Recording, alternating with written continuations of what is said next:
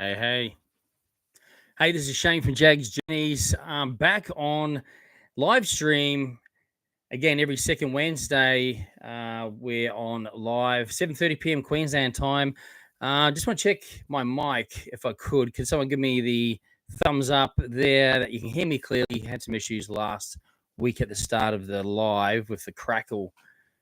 Are we all good from an audio perspective before we kick on? Matt?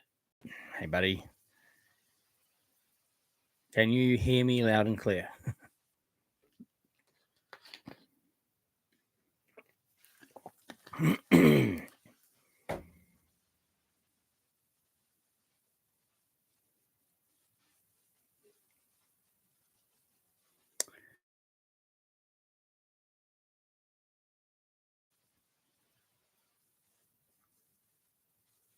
Yep. Matt, thanks, man. Awesome. Excuse me. All right. So, hello to everyone that's jumping on tonight and taking time out of your busy week, I'm sure, whether you're working, school, or other. I appreciate you guys jumping on, spending a little bit of time with me. Now, last week, last fortnight, we were on here for 3 hours. So, I need to keep it at 2 hours maximum, probably for everyone's sake, actually. So, we'll try and maximize this out at 9:30 p.m. Queensland time. I am conscious there's people on here from overseas and also from other states who are ahead of our time zone by another hour. So at 8:30 p.m. or whatever time your state is, I really appreciate it. All right, so first of all, hello and good evening to everyone that's jumping on saying hi. Everyone's jumping on saying hi. We'll start reading some of your comments, guys, as well. We'll probably just chat on a few things as well tonight. Things that have been happening around the Gold Coast specifically, I guess. For example, Dreamworld, quite a bit happening there. The Claw, obviously.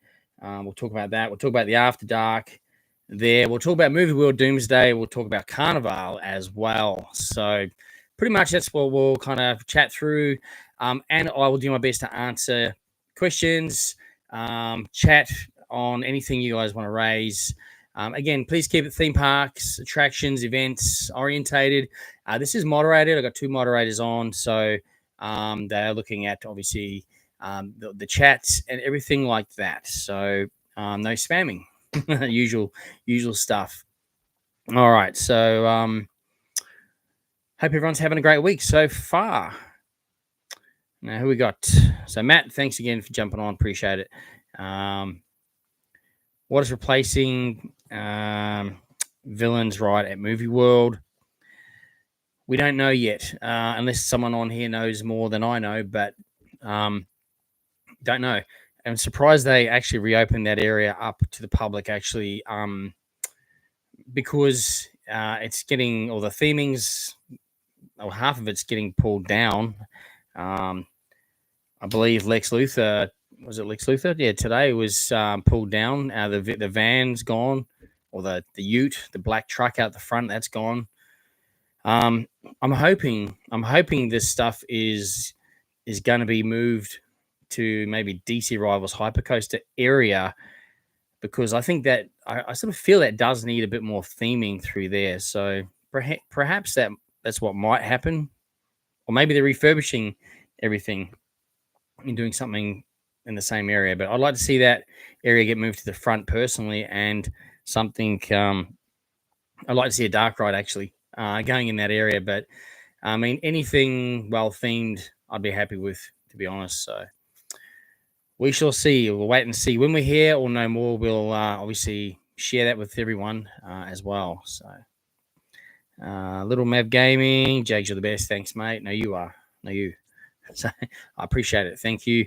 Lachlan, I was just at Universal Studios Singapore. Awesome. I haven't been there yet, so I've heard it's an awesome park. I bet you had an awesome time there. They haven't got Donkey Kong there, have they? That's Japan at the moment. Probably one day they'll get it there. Cool. Have you been to any other parks? Or just that one in terms of Universal parks? Be interesting to see what your thoughts were. comparatively speaking, from say a US one to maybe the Singapore one. I know it's not quite as big, but it'd be good to know. Excuse me. What your thoughts were. Audio is good. Thank you again for that. Courtney, do you know when your ride at Aussie World is opening? I don't actually, but we are off up there shortly, so we'll check all that out. LB Games, remember me? I think so. Like, again, I get a lot of people I meet in person, and also I converse with on through Instagram and YouTube and that as well. So, please forgive me if I can't remember every single people. I do try my best though. Excuse me. I do try my best. All right. So again, if I miss your comment, guys, just pop it in again. It's really hard to keep going back, and the chat sometimes moves very quickly for me to get every comment. So yeah, let's just try my best for you guys. And then my computer's just asking me to do some updates. So let me get rid of that off the screen. Okay. Hey Bodie, how you doing, mate? Good to see you the other night. At Dreamworld. What have we got here? Love your videos. Thank you very much. I appreciate that. Doomsday, what I'd like to see in this area. Yeah, just as I mentioned before, I like to see a massive dark ride, like top-notch quality. I'm talking something like you'd see at a Universal or Disney park. That's what I'd like to see in there. Theming-wise, probably an IP, not a DC IP, you know what I mean? Like a movie IP, actual movie IP. That's what I like to see there. What do we got here? Pam says, hey, we managed to fit in 6 to 7 rides in 3 hours at After Dark. Great night. That's awesome. You did well. Very well. It's more than I got in, that's for sure.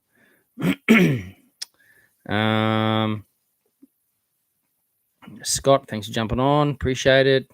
You're asking about Batman merchandise.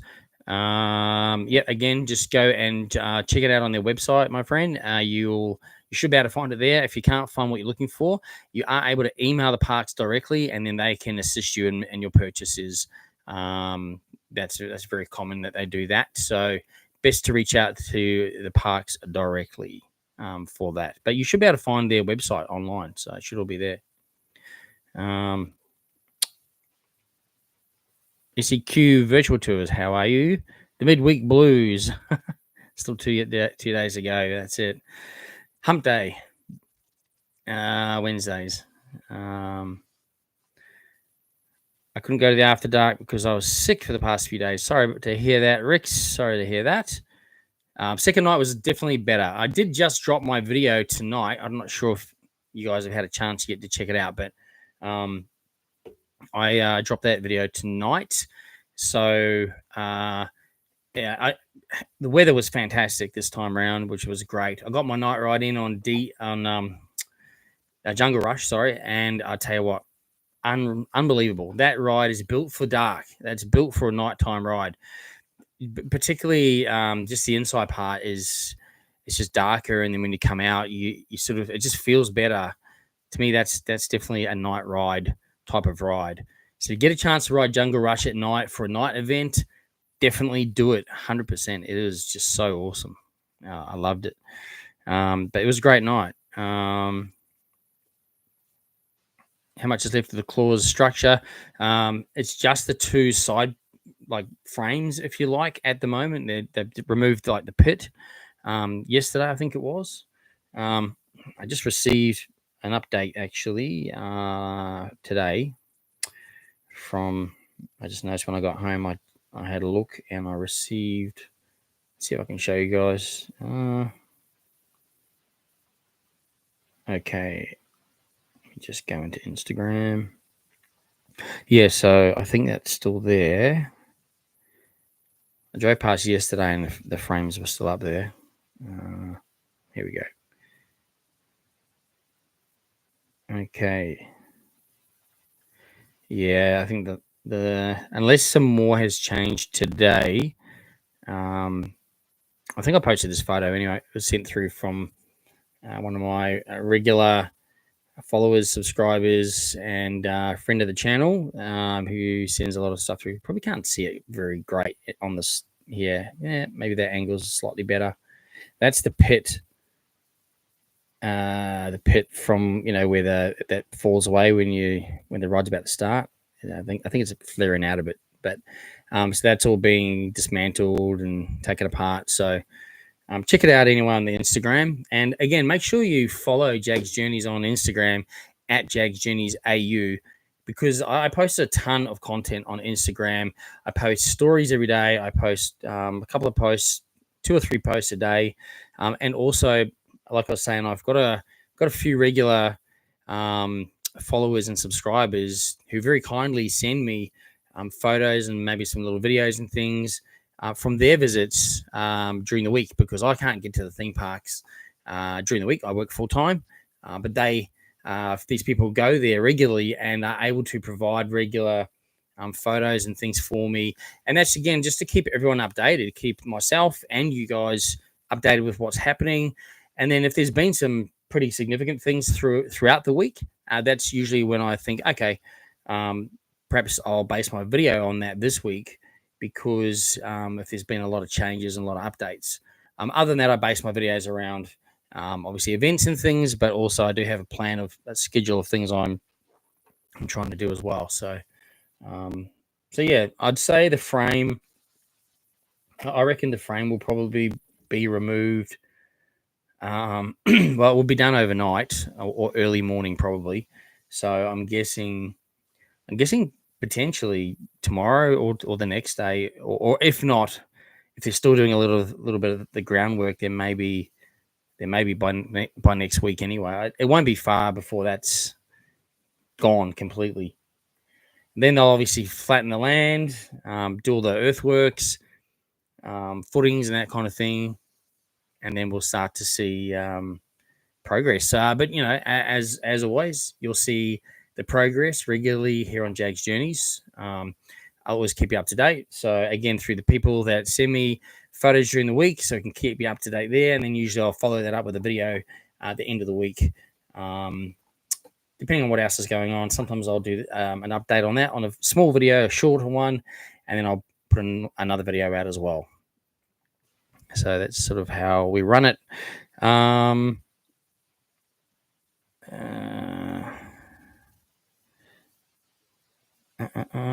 Okay, let's see what I got here. And again, there's quite a few of you still saying hi, and I appreciate you guys jumping on and saying hi. So hi to everyone as well. What's my NRL team? Well, I mean, I live in the Gold Coast, so it has to be the Titans, right? I do like the Broncos as well, I must admit. However, I prefer American sports, to be honest with you. That's what I follow. Well, not that I've had much time this year over the last 12 months to watch NFL as well. I really haven't. I'm a very busy person, and in fact, I didn't even get to watch the Super Bowl this year. Usually I do. I'm just so busy. I just literally have zero spare time between full-time job, family, filming, editing. It's crazy. But anyway, but yeah, I do always watch the NRL as well. So, which is really good. So yeah. So what else we got here? I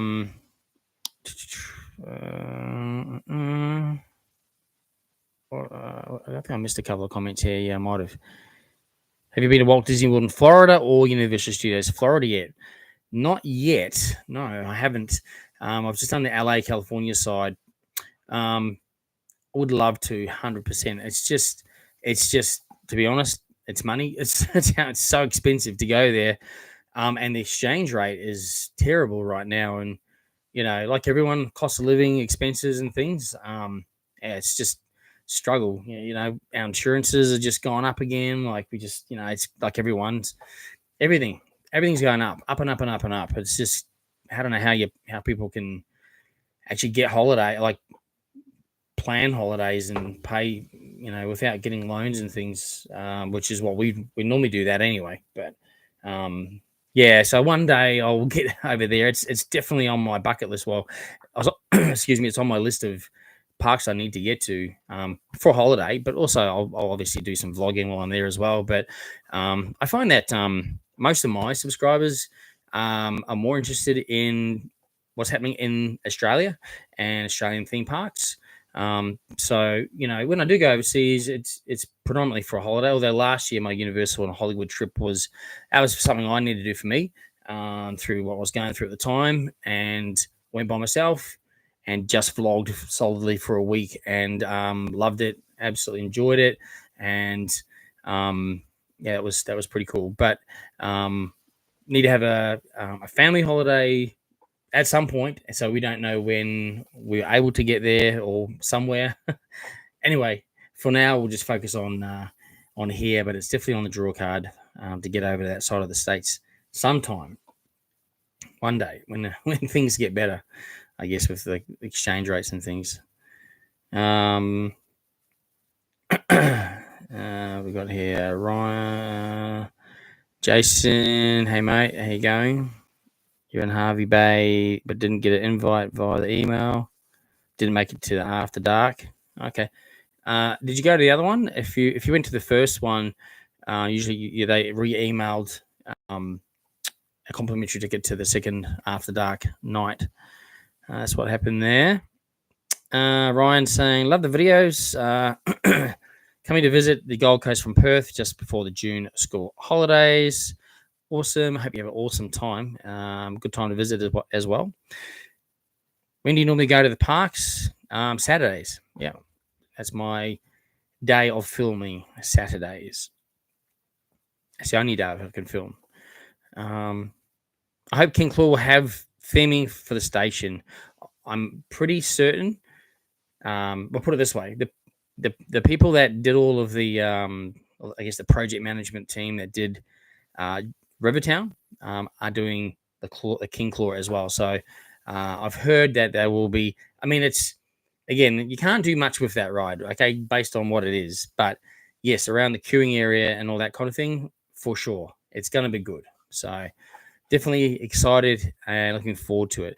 First I thought when they said it's going to be 50% bigger, 50% faster, I don't really like those kind of rides that well. They can make me feel sick. But apparently, because it is bigger, and it doesn't do the full 360, doesn't go upside down, it apparently doesn't make you feel as nauseous. Like the Claw always made me feel a little bit nauseous, particularly toward the end of the ride.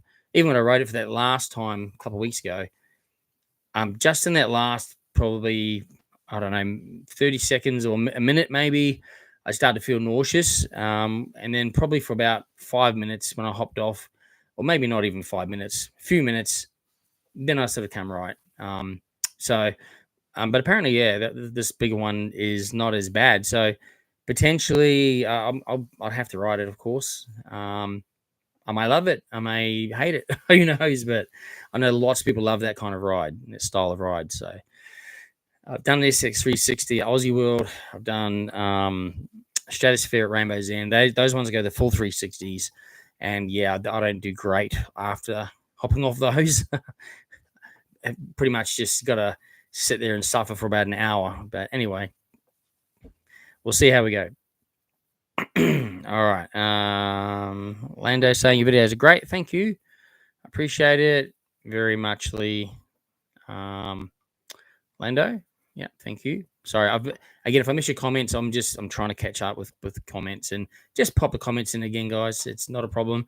And if I do miss your comment at all, no intention or anything, just chuck us a DM and the Instagram. I always reply to those when I get home from work and all that kind of thing. So,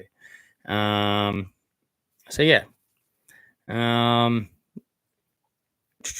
So I've lost my train of thought here. I think I've missed some. Do you enjoy motor coaster? Yeah. Yeah.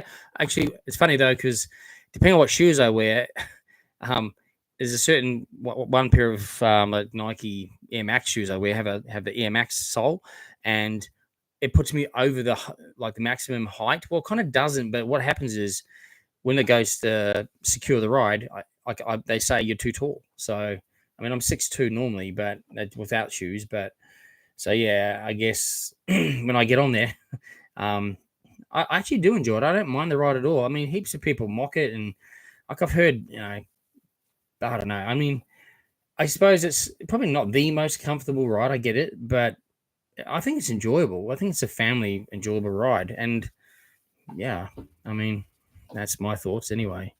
Big Crouchy, Michael, how are you, mate? Good to see you on Saturday. Likewise. You got your night ride on Jungle Rush as well, which is awesome. Yeah, it was a whole family loves the ride, and that's a good thing. Whole families can love that ride.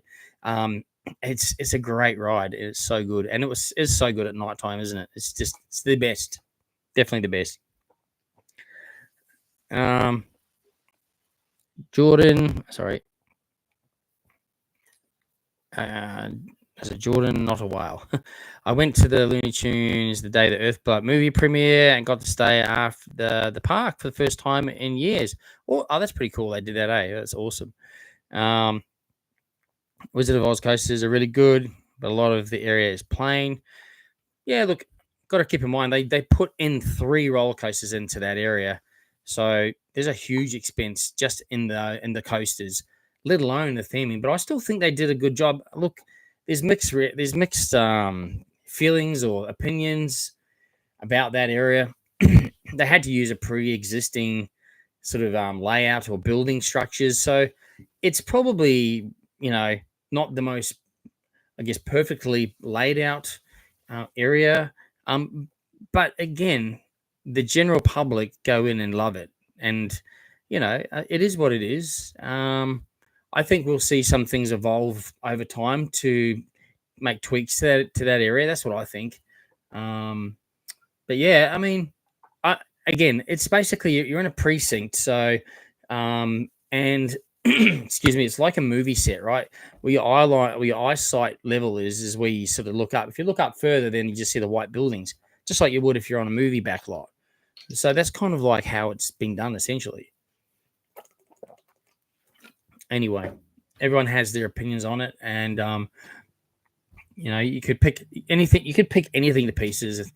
If I decided all of a sudden I just wanted to make my channel a negative channel, and find all the things wrong in all the parks, I would have heaps of content, because if you really start looking at everything and picking it to pieces, you're going to find so much. I mean, it's nowhere is perfect at all, ever. So, again, I'm all about positivity and just showcasing what you can experience at the parks. And I like to let people experience it for themselves and have their own opinions of things, which is always welcomed. And also to, everyone thinks differently of things as well. I mean, my purpose of my channel is to showcase where you can go, what you can experience, and what it's all about. Whatever you think about it when you get there is your opinion, and like that's what it is. So I still think it's a great area. I mean, the rides are awesome. Sure, only having one train on Flight of the Wicked Witch is very slow from an operational perspective. It is. It's a long. The queue line's always long. Go there first. That's what I say. Go there first thing. Get that ride done. Because at least with Kansas Twister, there's 2 trains, and I've only ever seen the queue around about 45 minutes. It probably has bumped out longer, but when I've been there, and even when you go in that queue line, it's not even that. It's usually about half an hour. So 2 trains, more capacity. It's a cool ride too. And again, they're family rides. It's not. They never said these are thrill rides. They're family rides, and they are themed. And I think they're themed well. But of course, you can only do so much. I guess there's no bottomless pit of money. Even for them, there's not. So, and I heard that I think they had to actually spend a bit more than had planned, and like things come up, unexpected things sometimes as well. So, but anyway, yeah, I like the area. Look, in some places, I know what you mean about it looking plain. I get that, I see that. But if you think about it though, when it's full, like when it's really busy in there, you don't kind of notice that. It's when it's not so busy and a bit quieter, you notice the emptiness, essentially, right? So anyway, I think it's great. I think it's great. Hey, I'm doing good. Thanks for asking. Hey, Kobe, how are you? Thanks for jumping on. Yeah, Lando, hi again. When do you go to theme parks? Yep, so Saturdays. I met Lincoln Lewis from Home and Away at the at the Hotter Wicked movie. Wow, that's pretty cool. He's awesome. Lincoln Lewis is cool. I seen him at Supernova last year. I think it was last year, Gold Coast, doing a panel. Yeah, he's really cool. Might have been the year before, but yeah, he's really cool. Really talented guy too. Jack, what should the Doomsday area be themed around next? There's a lot of talk about what it should be themed around. I would like just a movie-based theme, a dark ride and a movie-based theme. I reckon that would be cool. And I reckon they got to go nostalgia, like they have with Wizard of Oz. So I'm thinking they should, if they can get the IP or the use of the IPs, maybe something like Gremlins or or Beetlejuice. I mean, they just put a new Beetlejuice movie out recently. Imagine going to like a Beetlejuice world and like the town and seeing the house and the graveyard and then going on a themed ride. How cool would that be, right? How cool would that be? That would have to be, probably a couple $100 million ride. Absolutely. But that's the kind of thing they're going to have to try and get signed off. That will bring people to Warner Brothers Movie World, to the Gold Coast. World-class dark ride, I think. But again, we'll see. There's a lot of other cheaper options, which I can understand. So it just depends on how things are financially, I suppose, what they can get over the line. Your birthday shout out. Your birthday next week, Sonic and the Shadow, and Tails and Knuckles. Yeah, if you want any birthday shout outs, guys, just through the Buy Me a Coffee app. Just go through there. And everything like that's done through that app. I just get like tonnage of requests for asking. So just filter it through there. I don't put a price on birthdays or just shout outs or whatever. I think the minimum is like a $5 like support the channel. Yeah,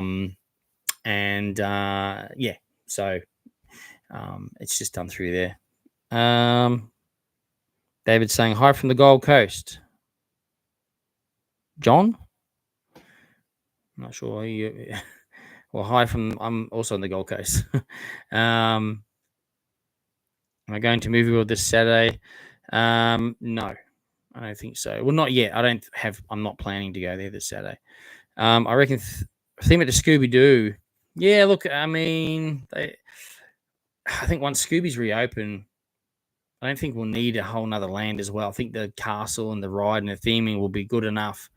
Personally, I think it's just something different. It needs to be a different theme in there, I think. Yeah, but you're right. As Imperla Nebulas, yeah, a few people have said that actually. Look, I mean, really, if they clear and knock down that space, including the soundstage as well at the back there, it's a massive area. They could really do something quite cool in there. Like, it'll be really interesting to see what their plans are for that. Like, I know they've been looking at it for quite some time, so we'll just have to wait and see. I think we'll just have to hold our horses and wait and see. Hey Jimmy, yeah, we don't know. We're just talking about that. What's going to replace Doomsday, but we don't know. Whether they just put another ride in there and keep the theming similar, but they've removed a lot of the theming. Yeah, look, really no idea. There's so many things we'd love to see in there. It's just what financially they can put in there is, or realistically, I guess, is what we're going to have to wait and see. What's my favorite ride at Movie World? Wild West Falls, and probably Scooby. To be honest, I'm a themed person. I like Rivals Hypercoaster, of course, but I mean, it's great. It's world class attraction, but yeah, essentially, I'm a theming. I like the theme. I like the feeling of being transported into another land or another place, sort of thing. So, I get those. I get that from Wild West Falls and Scooby Doo when it's reopened. So, yeah, for me, it's probably those two rides. I guess pretty cool. All right.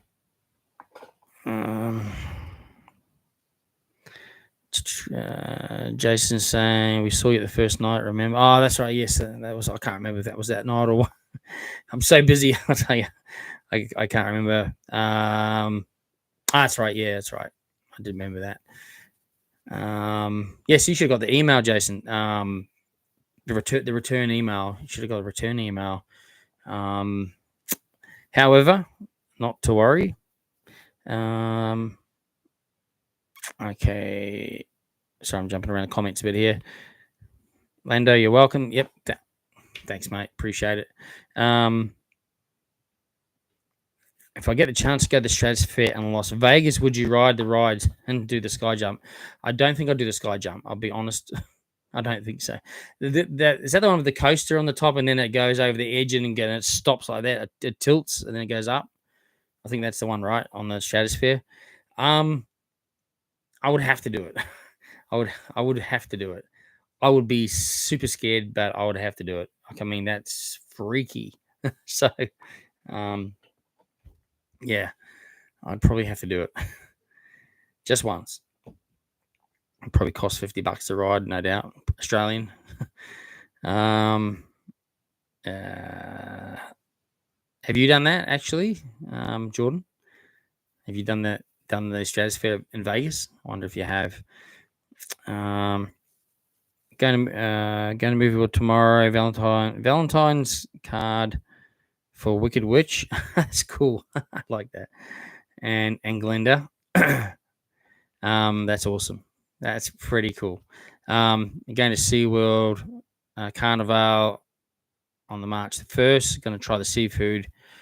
Is it yummy? So I don't eat seafood, but members of my family, that's their go-to. And I know the chef personally, Chef Tomo. So it's Captain Tomo's shrimp boil.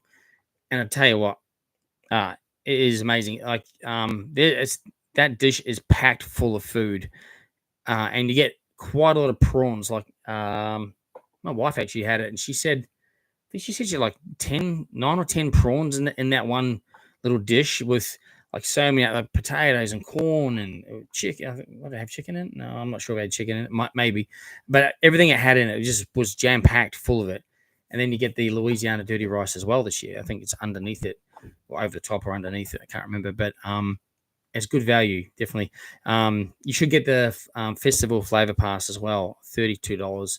You get the one main meal. You get a churro, however you pronounce. I always have difficulty pronouncing that. The old Mexican donut there. You get ice cream as well, and you get a sipper cup as well, a refillable. So for 32, really good value for money, I feel. But yeah, apparently that seafood is awesome. Definitely, if you're into seafood, get that. Yep, Jimmy's saying motor coaster is actually very fun. It is a fun ride. Exactly, it's a fun ride.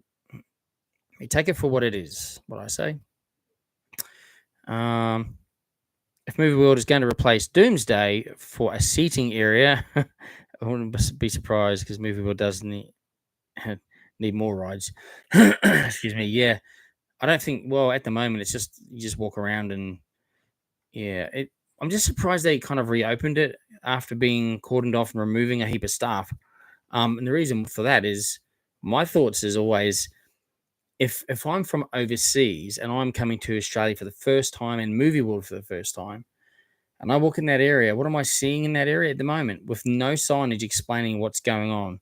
And I just think I think it's an oversight from the park. I don't know. I mean, like, I love Movie World, and I love. I've got very good friends that work there as well. And look, I don't piss at people with I'm not emailing them every day. I'm not ringing them every day, but I'm just surprised that that's opened kind of as it is, because well, at least without any kind of signage explaining, hey, guests to the guests, hey, we're in the middle of transforming this area. Enjoy what we've got at the moment in here, whilst we're undergoing some transformation for a new attraction coming soon, something like that. Other than just going, why is there a hole in the ground? I think it's just that one, just that next step, just the one I call it the one percenters, just those extra one percenters. It just communicates with the guests without, just I call it like also a silent salesman. Yeah, have a sign there and a QR code that takes you to the website, maybe that says this is what the plans are for the future of this part of the park. I just think that that's probably what needs to happen whilst it's in this kind of stage.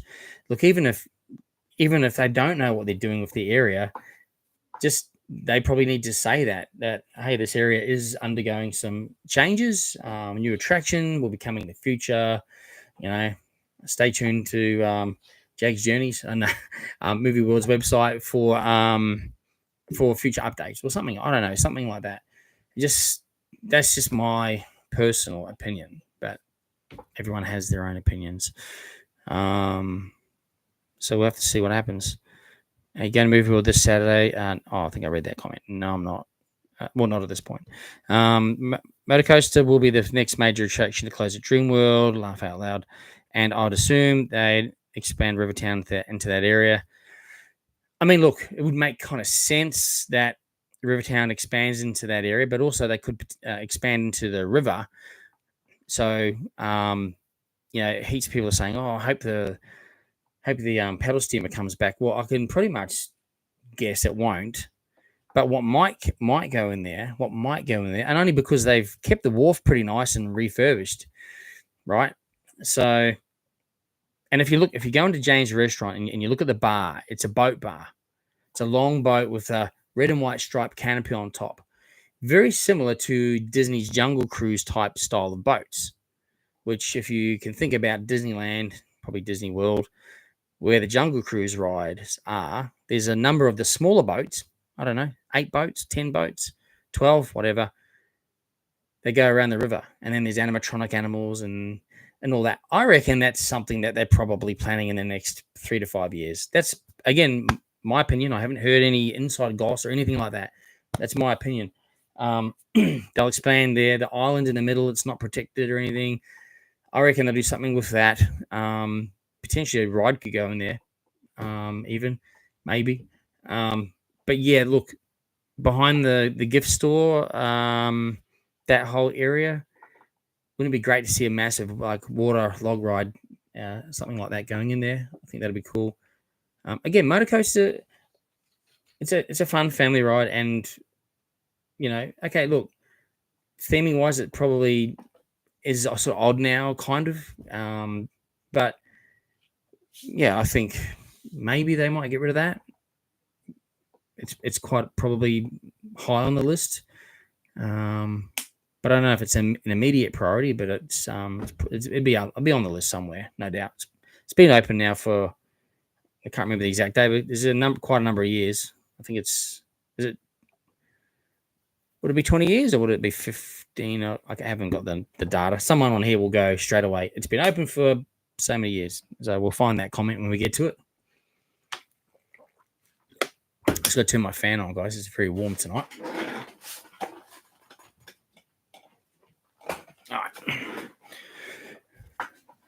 All right.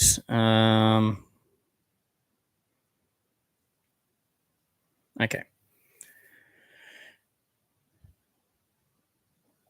Don't know if you've already talked about this. When do you reckon? What does it reckon going to replace Doomsday Destroyer? Yes, we have. So I know you might have just jumped on. We don't know, but we'd love to see. Well, I would love to see a dark ride in there. A lot of people have been mentioning a few other different kinds of styles of rides, and I think there's space in that area. There's opportunity for a lot of different options. So I think that's a good thing. So they've actually got some options with the space, but it comes down to money. What the the parent company is willing to invest, I guess, and in return, it's got to bring people to the park, essentially. Excuse me. So, I think they've probably got 3 or 4 different ideas or options. Maybe they've got nothing. I don't know. I think I'd say that I know they're working on something, but either way, it's just going to be great to see something in that area open and going again. So, watch this space. Stay tuned to this channel. When we know, we'll post stuff all the time, and then we'll keep you up to date with construction and what's happening there. So don't worry about that. You'll be informed on this channel. AJ Prodigy, thank you. Good to see you. Thanks for jumping on. Do you have any more US videos? Yeah, actually, I do.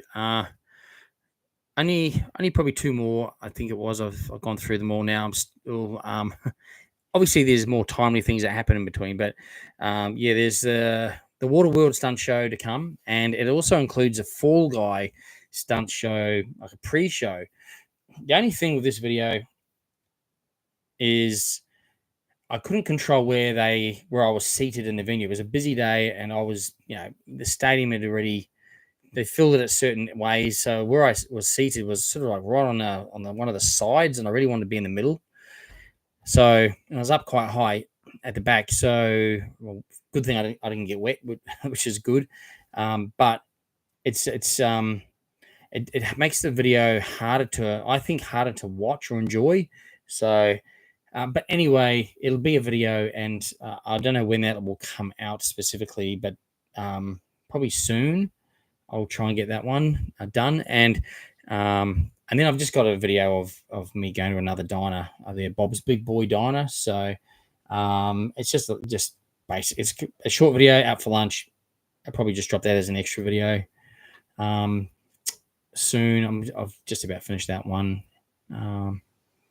So yeah, and I'm reposting some stuff at the moment as well on Instagram, just bits and pieces, a few clips here and there, some photos and things, stories, just some of the stuff I haven't posted at all. I've just come across it, or some are taken out of so it was only in my video. So I've just pulled the frame out and just put that on there for like a minute watch, or a 30-second watch of something. And then if you like that and you think, well, okay, I'll enjoy that, just to say, hey, we're going to find more about that. So, all the videos on my channel, just scroll down, and you'll see there's plenty on there. There's theme parks predominantly, but there's also a lot of attractions and events. So this channel has always been about theme parks, attractions, and events as well. Obviously, more theme parks, because that's what I get access to more so, and with the annual passes, every time I go to an attraction outside of that, it's very pricey. So, however, there's still always attraction videos on there. There's plenty to watch on there, and there'll be some more in the future as well. Yeah, Willy Wonka would be cool. I think that that franchise is, again, a classic like Wizard of Oz, and it'd be cool to see something like that for sure. I think that would be amazing to see something Willy Wonka, especially like a river ride. That would be the best, right? But I don't think we're going to see that again in movie world. All right, so what else we got here? I've only been once, but the experience of stepping inside and outside of the Land of Oz is unforgettable. Yeah, I mean it's cool, right? It's different, and I like to see what other guests are experiencing, and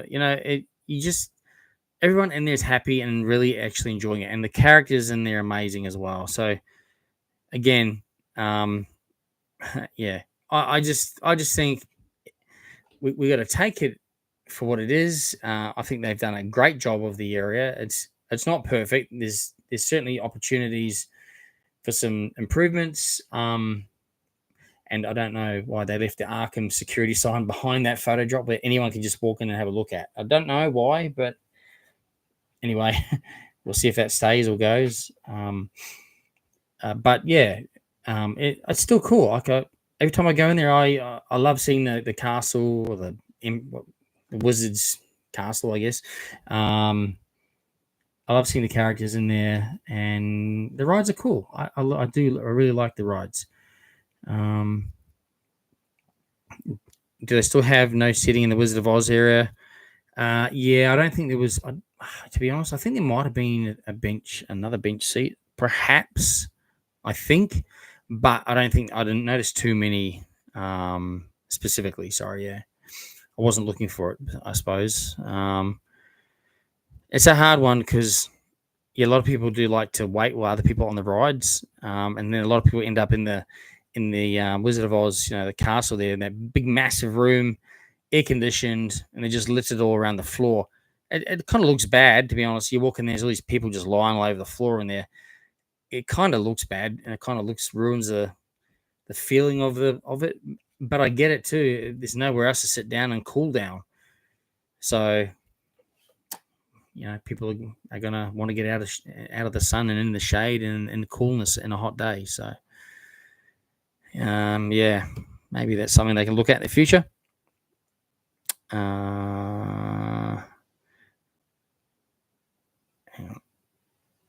Gone too far. One small click of the mouse and brrr, they all went past real quick. All the comments. All right.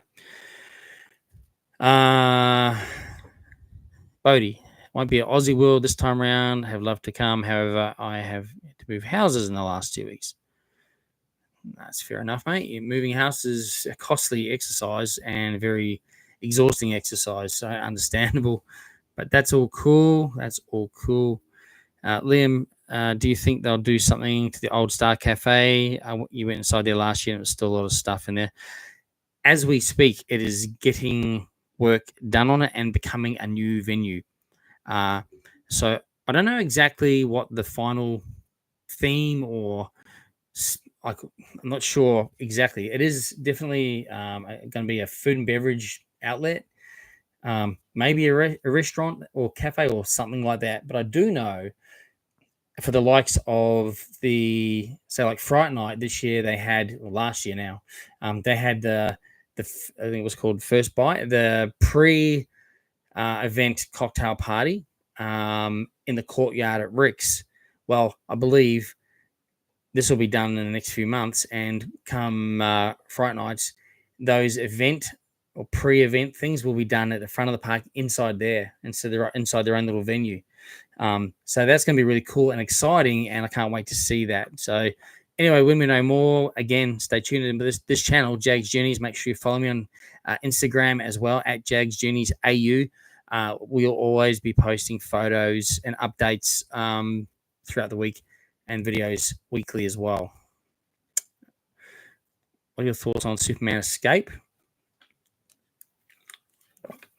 It's still a good ride. Very fun. I love the inside theming part. Is awesome. That's what I love. Probably, again, theming. I love it.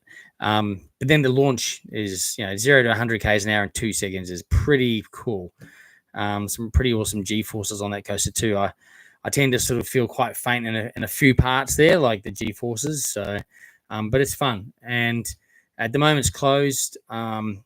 And it's cordoned off. The area's all cordoned off. So I believe they're going to be starting knocking out the lockers and pushing into that old store, like where you exit the ride now. And there'll be massive queuing area put in there. It's a big zigzag area, so the people won't bust right out into Main Street in peak season. Hopefully, it can all be contained in the building moving forward. And you can take your items not on the ride, but with you up to the ride. Getting on the ride at that point, and they'll have places to put your items when you just as you enter the ride. I prefer that myself rather than going to have to put it in a locker and then come back. Like, it's a pain. Like at Universal Studios, the Mummy ride, and the Harry Potter, one of the big Harry Potter rides, indoor ride there.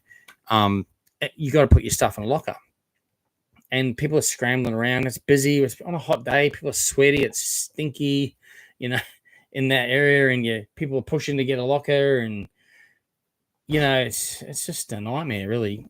so to take your items with you and just put it to the side, ride the ride, and then pick up your items, much better. I love it.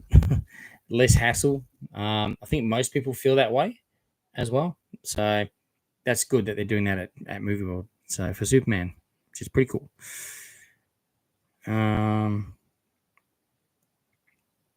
Jordan's never been to America. No worries. No worries. It's too expensive at the moment anyway. It's crazy expensive. Okay, Jordan's off. Thank you for jumping on. Appreciate it. Okay. Is Movie World Hotel still going ahead? We have no idea. It's gone really quiet. So who knows, actually? I mean, I hope they're just rethinking it, actually, because I really, when I saw the artwork, and artwork is one thing and the real thing is another, but oops, sorry, I just bumped my mic. So if my mic goes funny, let me know. I think it looked very corporate, like a corporate building. It didn't look, to me, it needs, like, if I'm coming to Australia, if I'm coming to the Gold Coast and I'm going to go theme parks, I'm probably going to stay in surfers because there's the beach, there's a heap of attractions and Surfers Paradise alone that you can do. You know, when you get back to your hotel, you can go for dinner, then you can go and play arcade games, you can go bowling, you can laser strike, escape rooms, shopping, restaurants, you know, blah, blah, blah. It's all there, right? So there needs to be a reason why you'd go to Oxenford and stay in a corporate looking hotel.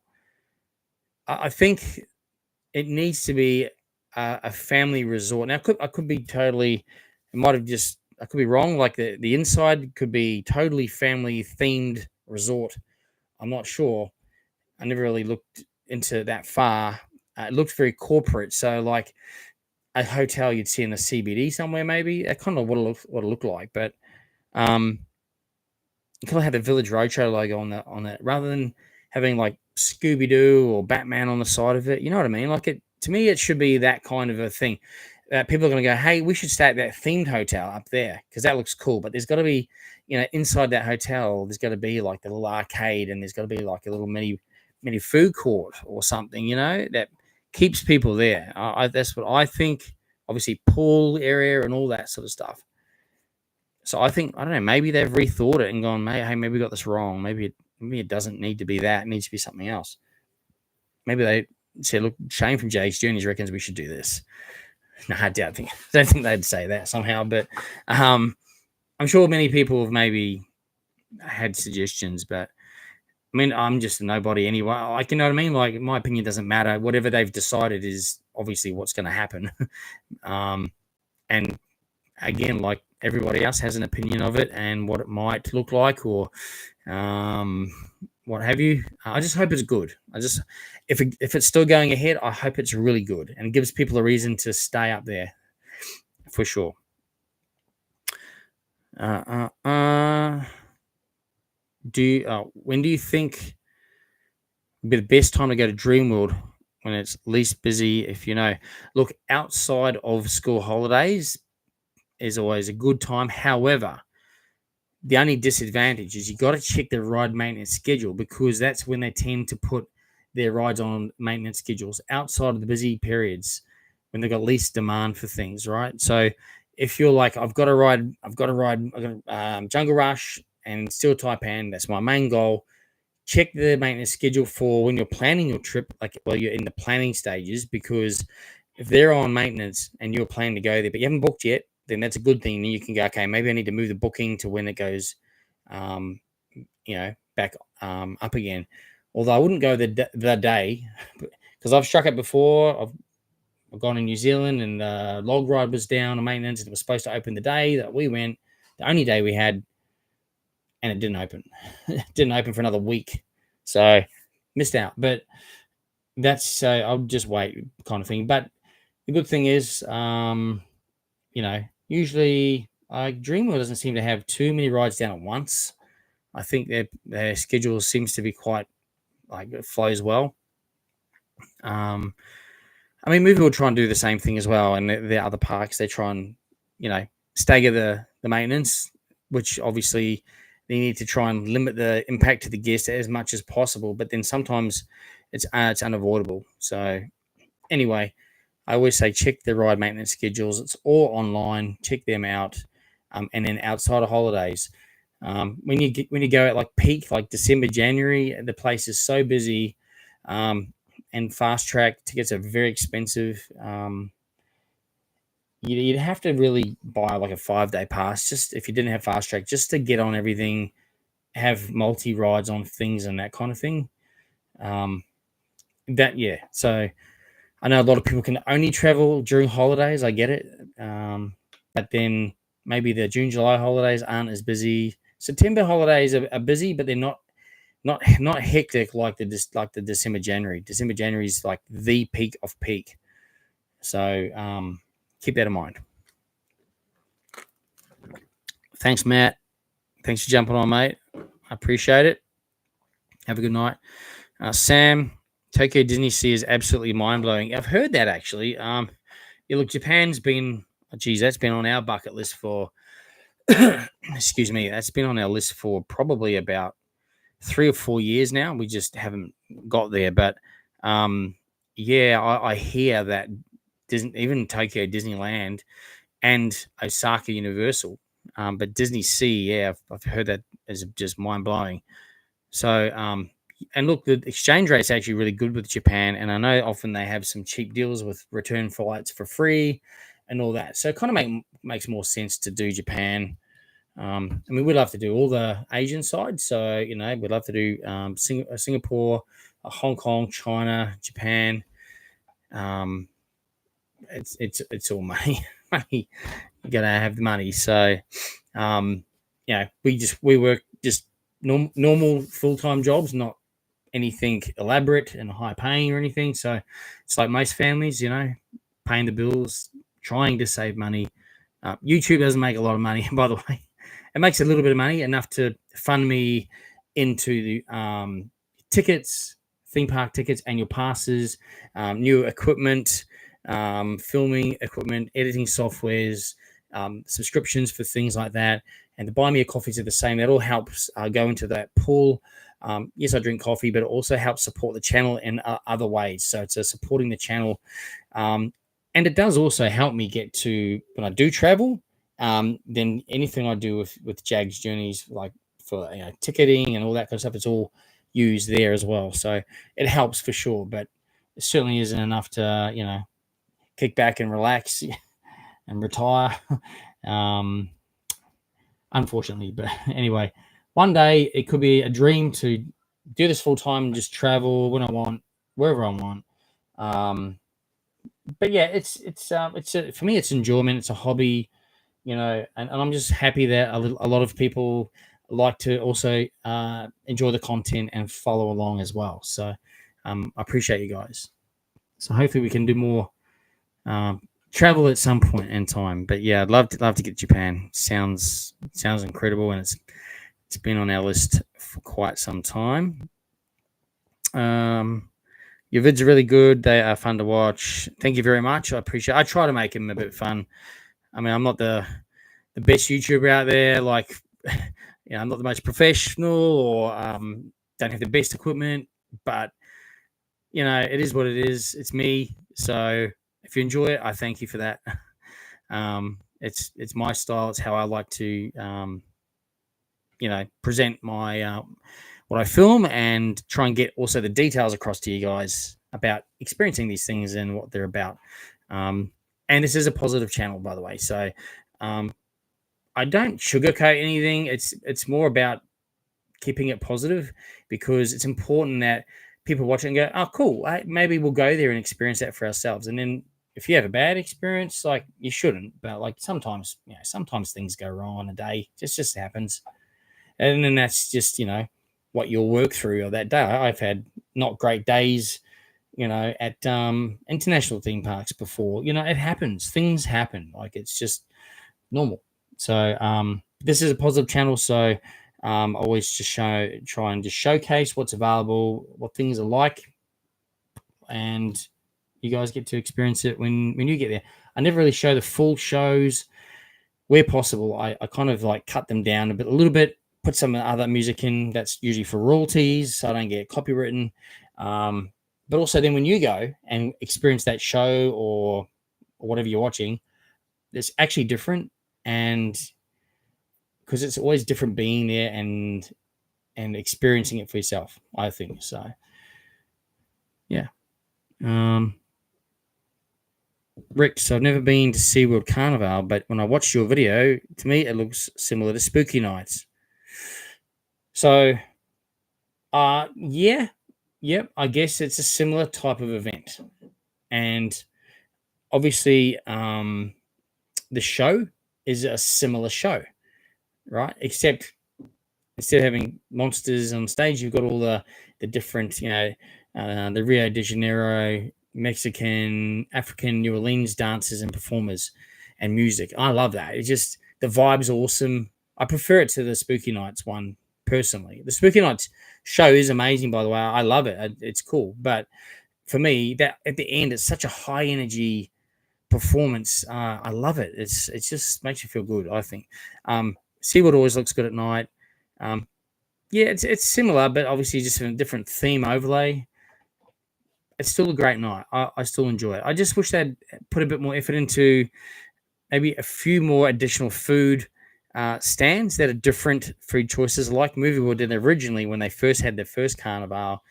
Things like gumbo, jambalaya, chowder, key lime pie, things that relate specifically to that kind of an event. New Orleans, that kind of thing. To me, they've just really pared back on the food offerings. What they do well is, what they have, they do well. If that makes sense, they do it well. It's just that there's not as much as there used to be, and I just think they could maybe do more. And I get it, maybe it's not cost effective to do more. I understand that. Like some people wouldn't could grasp that maybe, but I get it. It's a lot of labor, a lot of development, food costs, all that kind of thing goes into it. But anyway, it's still a great event. I still enjoy Carnival. And if you are a Village One Pass holder, you get that redemption. Free entry. If you're an adult, it saves you $69. Kids, it saves you $49. So 100% it's worth doing that. So yeah, definitely check it out. You'll enjoy that for sure. Dreamworld has some new signage in Rivertown. Yep, absolutely. There's still quite a bit of theming to come in, little bits of signage, and there's a lot of detail still to come. All got delayed through the global shipping crisis or dramas. So there's still a fair bit actually. Like to the general public, it looks finished, but Dreamworld's got a lot more detail, a lot more theming pieces to put in there yet, which is exciting. So yeah, we'll see more to come as well. Yeah, we don't know the opening date for the new ride at Aussie World just yet. Sorry, we'll maybe try and find that out though. Okay.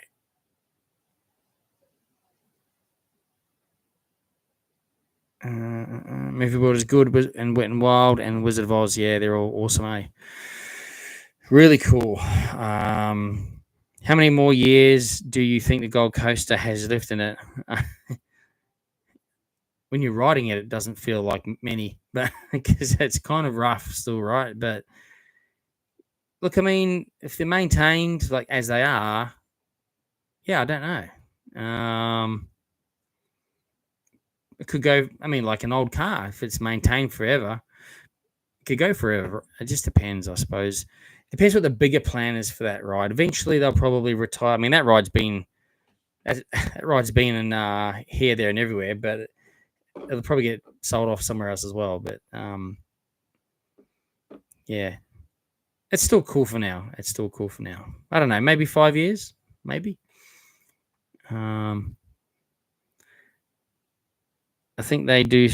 I hope they do something to the river at Dreamworld. There's a lot of areas that are just sitting empty. Yeah, I believe there is definitely plans for that. Obviously, everything's done in stages, and so all I say is watch the space.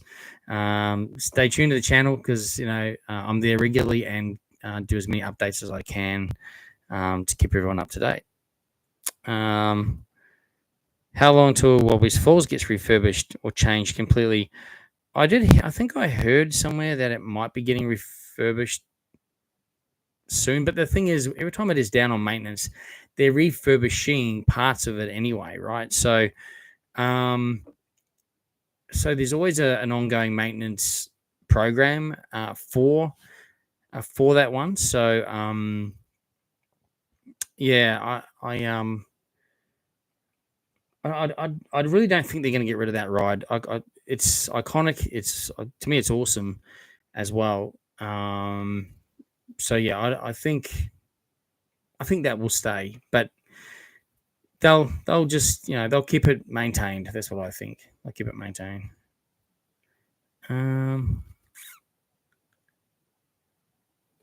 Hey Rich, no worries. Thank you. Okay, I must have gone through. I think I've missed some comments, guys. The comments are just going really fast. And Big Crouchy. Yeah, I was thinking they could move and retheme the Batwing to where Doomsday was, and extend and redo Justice League a bit with better vehicles, etc., like Transformers type of. Hey, you know what? That kind of makes sense what you're saying there. They'd move Batwing, retheme it, obviously, because it wouldn't make sense being a Batwing down in Scooby/Westerny type of area, and yeah, use that space to extend and make a bigger and better dark ride that with an existing. Hey, I like that. Let movie will know. So send it in. Put your name on it, and mate, that's that actually makes a lot of sense. I don't know how hard it would be to move the Batwing. So I guess it's in pieces, like sections, like most things, no doubt. So yeah, interesting.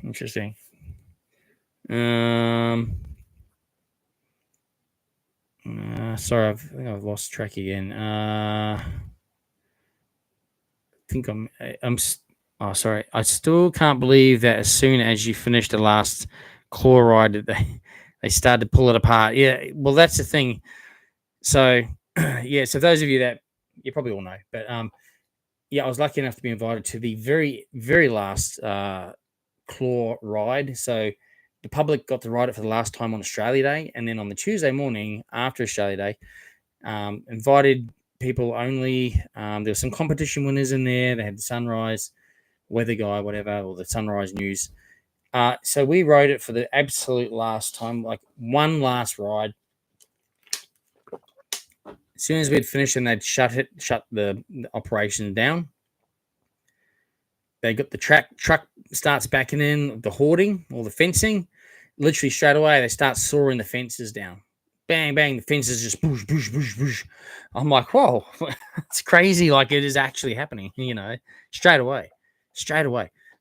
So looking at how they're dismantling that very nicely in many nice sectional pieces, very nicely stacked.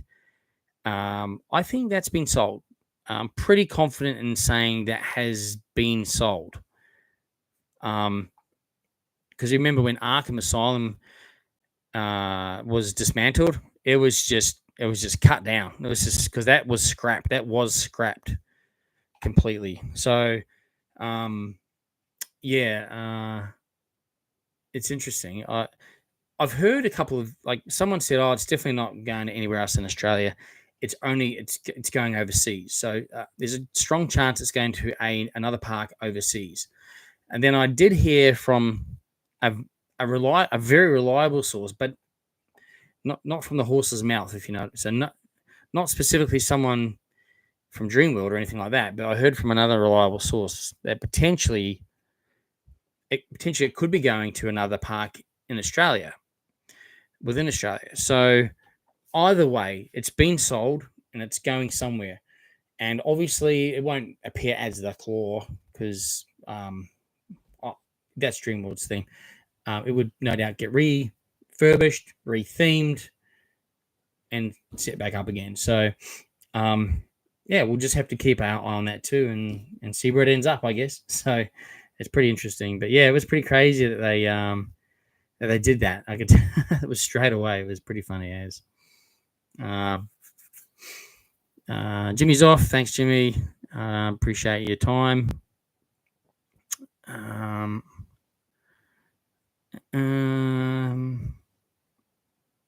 Sure, Maori. I'm coming over in April. What should I do while I'm there? I take it you like theme parks, so yeah, obviously, definitely recommend going to Dreamworld. The new Rivertown is open with the Jungle Rush roller coaster and Murrissippi Motors. Dreamworld's got Steel Taipan and lots of cool other rides. Obviously, Village Roadshow theme park, so Movie World, Sea World. When did you say you're coming? April, did you say? Hang on, sorry, I just lost a comment. April.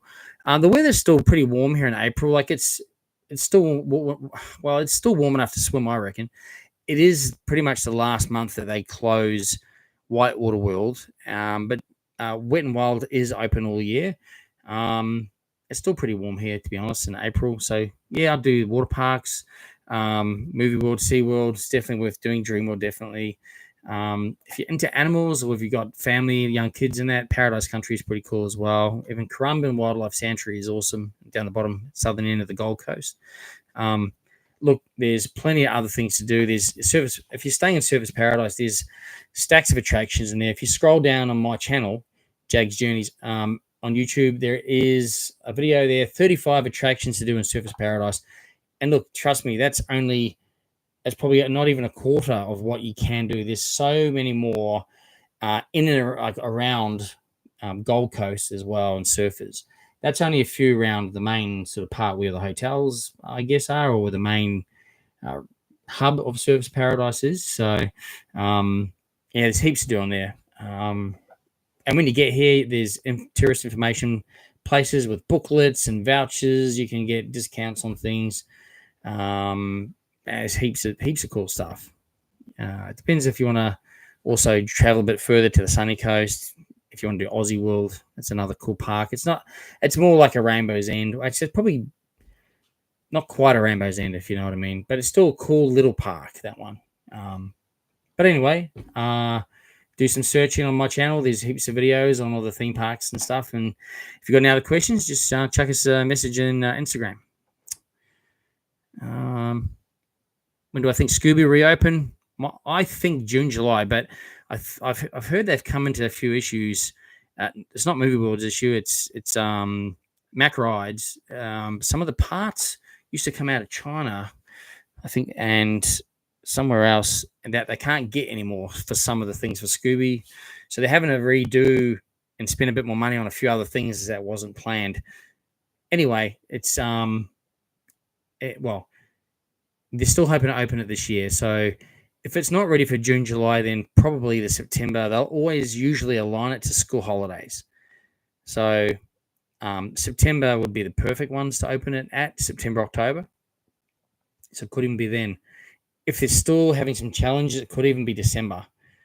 And worst case scenario, it could potentially, hopefully not, go over to 26. I don't think it would, but you just never know. But I think they're hoping, I mean, obviously they want that open as soon as possible because it is another crowd eater, right? And everyone loves Scooby-Doo. So let's just see if it opens June, July. We'll keep you updated when we hear.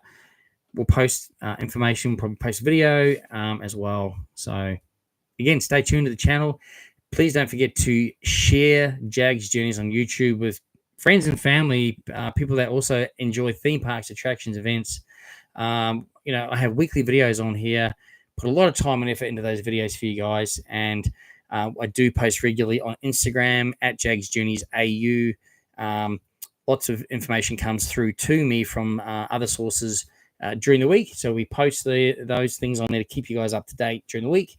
And then we usually follow that up with a couple of videos, 1 or 2 videos. There's always one video every week regardless on a Sunday night. The rest of the time, sometimes there's an extra one Sunday mornings. Sometimes there's an extra one during the week. Like tonight, I posted or dropped one, or scheduled one to drop tonight for the After Dark event at Dreamworld that we just went to last Saturday night. So I did 2 videos that day. I was at Movie World as well. That video was posted Sunday night, and then the After Dark one was posted tonight. Obviously, I work full time, so having to edit the other one and then trying to edit this one at night after work and after dinner, and then so I'm busy as anything, so I'm trying to get that one out for you guys as well. But yeah, there's plenty of information on the channel, attractions videos, mainly theme parks as well, international like New Zealand, USA. There's some stuff on there for you guys as well. Other attractions over there too. And if you got questions or you want to know about Gold Coast stuff, just drop us a message in Instagram. Always happy to help. Do you like Lit and Sum 41 and Green Day? Because I do, and your favorite song from them. I don't mind those groups. I'm sort of to be honest, I like a lot of music. If you watch my videos regularly, you'll see there's a lot of like house music type, techno house music, dance music, hip hop. I love R&B and hip hop in that as well. Probably number one. But I do like, honestly, I listen to like a lot of music. I don't mind a lot of music.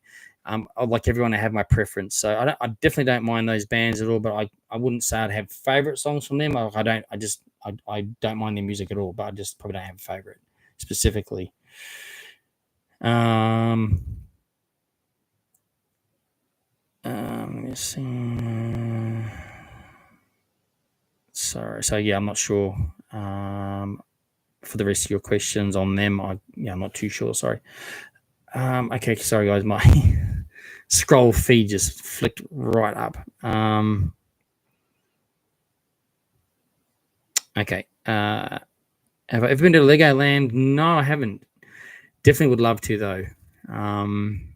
Yeah, that's also on the list.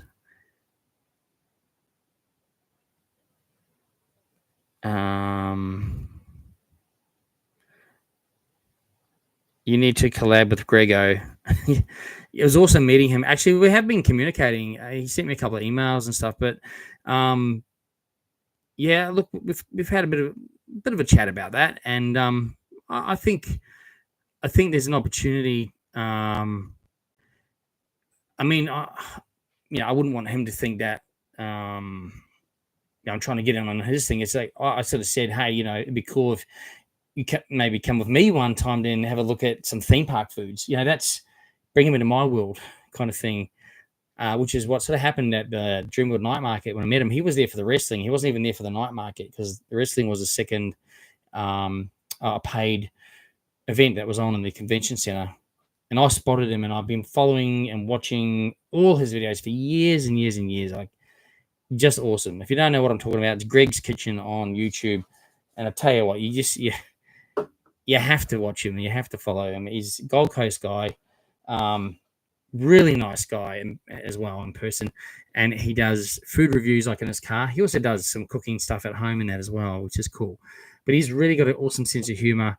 And he just puts a lot of fun into it and a lot of character into what he does. And I love that because there's some that just are very bland and boring. His is just so cool and funny and good to watch. Get a good laugh. And he's a character as well. So it'd be cool to bring him into the theme parks and do some stuff together with like theme park foods and stuff like that. So so anyway, but again, he's a busy man as well. Like I know that for sure. So anyway, watch this space. You never know. That would be cool though. Do you think they should have some more franchise shops in Movie World? You mean like brands, like different franchise brands? Yeah, probably. I think that would definitely add value to the park a lot. Definitely. Yeah, Scooby again. We don't have a release date, but maybe June, July. Hopefully, we're not too sure. Fingers crossed on that one.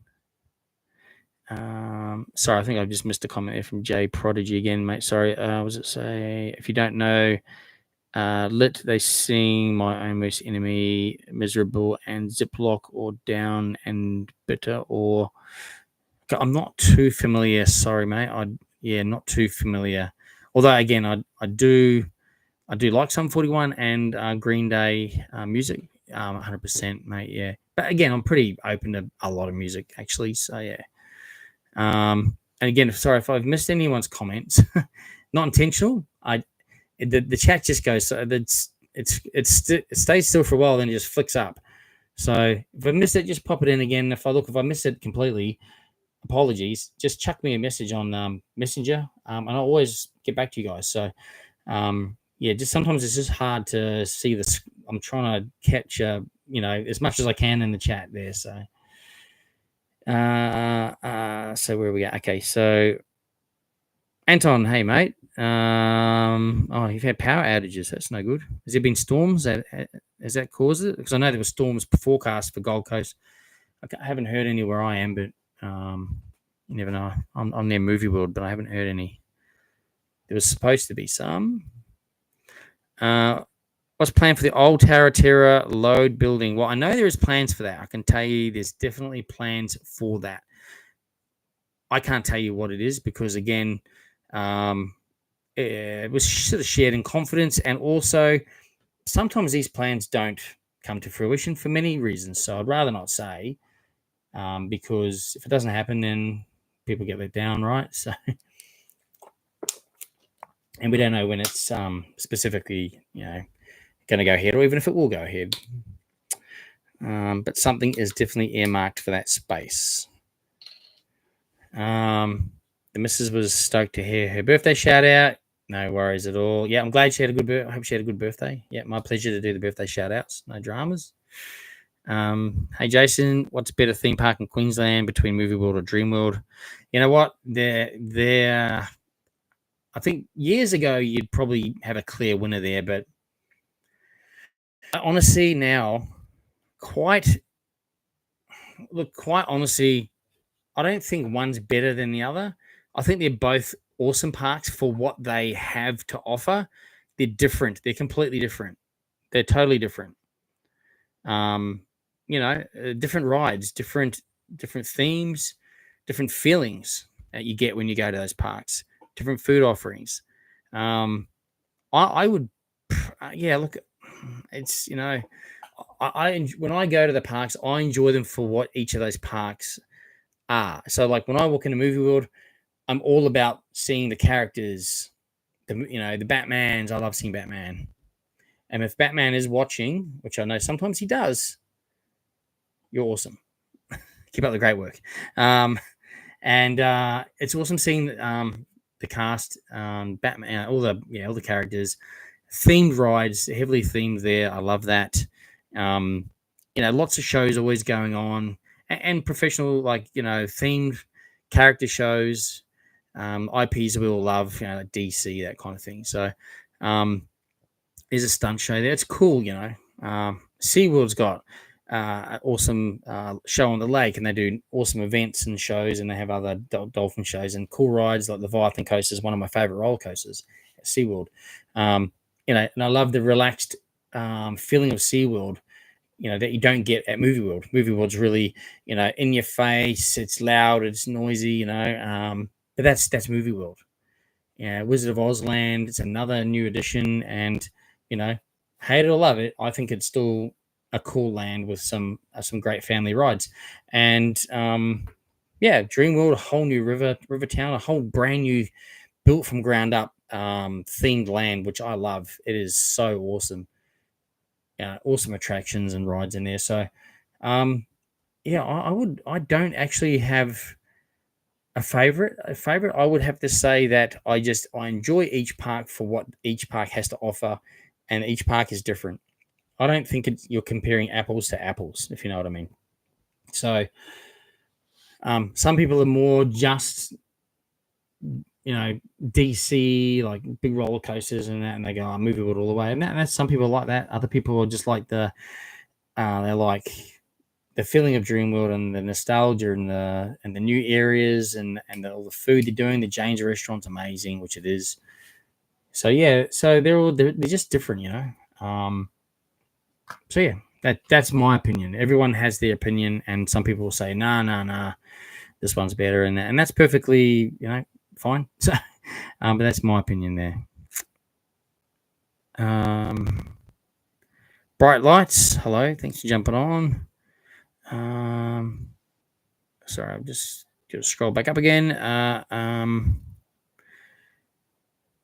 Hopefully, it doesn't take 3 years to renovate the double claw ride in Dreamworld, because the Scooby-Doo ride took 3 years to be renovated.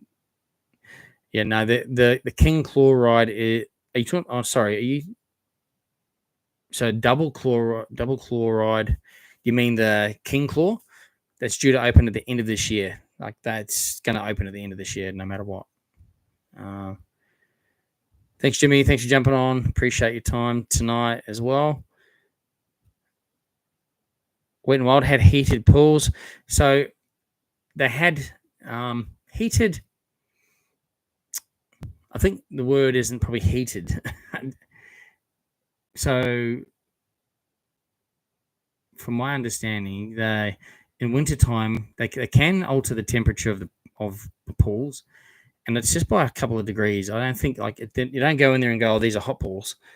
They're still cool water pools, but they're, I guess, if they didn't do what they're going to do, they'd be freezing cold in wintertime. But they kept at I don't know what the temperature exactly is. There's a number that they maintained at. So that's how they work, essentially. And I think that's still how they work. I mean, that was what it was like when I was there a long time ago now, 7 years ago. But anyway.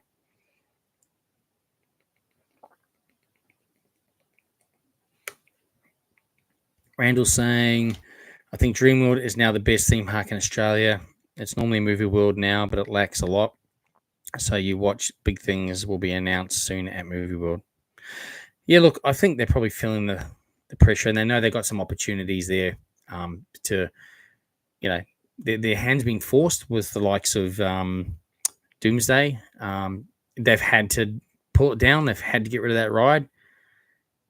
But that also opens up a new opportunity, and that's exciting because they've got the chance to do something massive, provided they can get the funding for it, and they probably will. That needs to happen. So, yeah, I think it's an exciting time. I think we'll see something, like you said, really big announcement happening at Movie World. I can guarantee there'll be something massive. It's an exciting time to be, in the Gold Coast and in Australia, and being able to enjoy our parks here. I know they're not quite like the US parks. I get it. I've been to the US parks and love them dearly. I'd love to be there every day.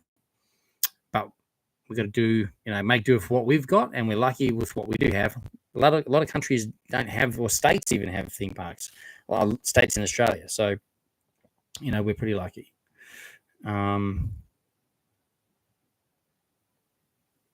What else we got here? New VR place just opened last year. Yep, Sandbox VR and Surfers. Yeah, I've done a video there, which is cool. Just did all. Oliver saying, just did all 3 Gold Coast parks. SeaWorld was a disappointment on the roller coasters. Leviathan has just been getting worse and worse. I can't ride it without getting a thumping headache. Funnily enough, a friend of mine recently just rode it, or a couple of friends of mine just rode it, and they said the same thing. When they hopped off, they both had headaches. Now, I haven't ridden it I did ride it before Christmas. I think I rode it with Adrian from AU Theme Park Fan. We went on there together. We sat in the middle, and we didn't come off with headaches. We did say it's rough, but wooden coasters are kind of supposed to be rough anyway, right? But yeah, a couple of people have said they come off with headaches. So I don't know what that means. But yeah, I have to get on there again soon and check it out. Other parks were great. That's cool to hear.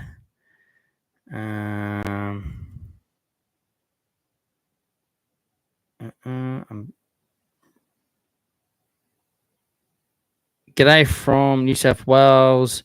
Keep up the great content. Thank you. That's from Chad's Critters and Adventures. That sounds exciting. Thank you very much for watching the videos. I appreciate you commenting, and it's very kind of you. Yep, always keep up the content. Is every week there's a video or two, usually always one or two, and plenty of Instagram updates during the week on on at jaggsjourneysgc on Instagram. That'll keep you up to date in between the videos. So thank you very much. All right. King Claw's supposed to open late this year. So my guess is probably December. If it goes ahead to schedule and they have no weather issues and things, there's a chance it might open for September even, but it's not as much of a major build as Rivertown, obviously. So potentially we could see a September open for that one, but no announcement as such. Anton's saying he's living in Victoria. He lives in Victoria, so he's when it's really hot there, the power gets comes off in that. Okay, I suppose if it gets overloaded, right? Sometimes it gets like that too here, but I've heard down there is probably worse actually when it comes to summer power outages. Sorry to hear that. I hope you can stay cool as much as possible and get power as soon as possible. You obviously have got it now, I think you said. So, it's not good. And it's a big disruption, isn't it? Especially when you got food in the freezer and all that kind of thing.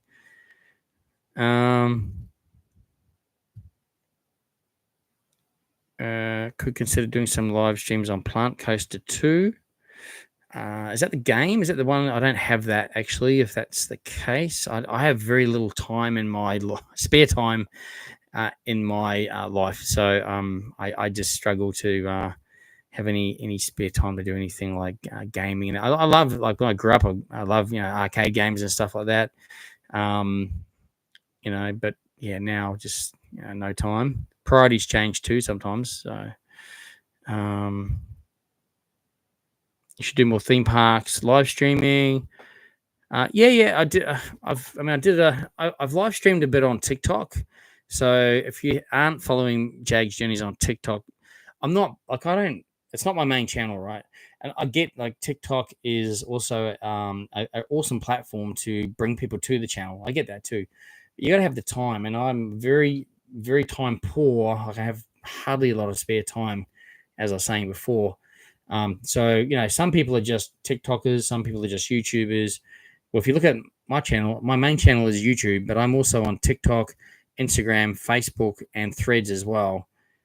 And that's sort of to bring people also across, to capture people from those platforms into the YouTube world, where my videos are, where my main content is. So it's a lot of time and effort when you have very little time to keep all of those things pumping like the whole time. So I put most of my effort into YouTube, obviously, and then probably Instagram is the more regular one, but there is stuff on TikTok, and I have gone live a few times on TikTok.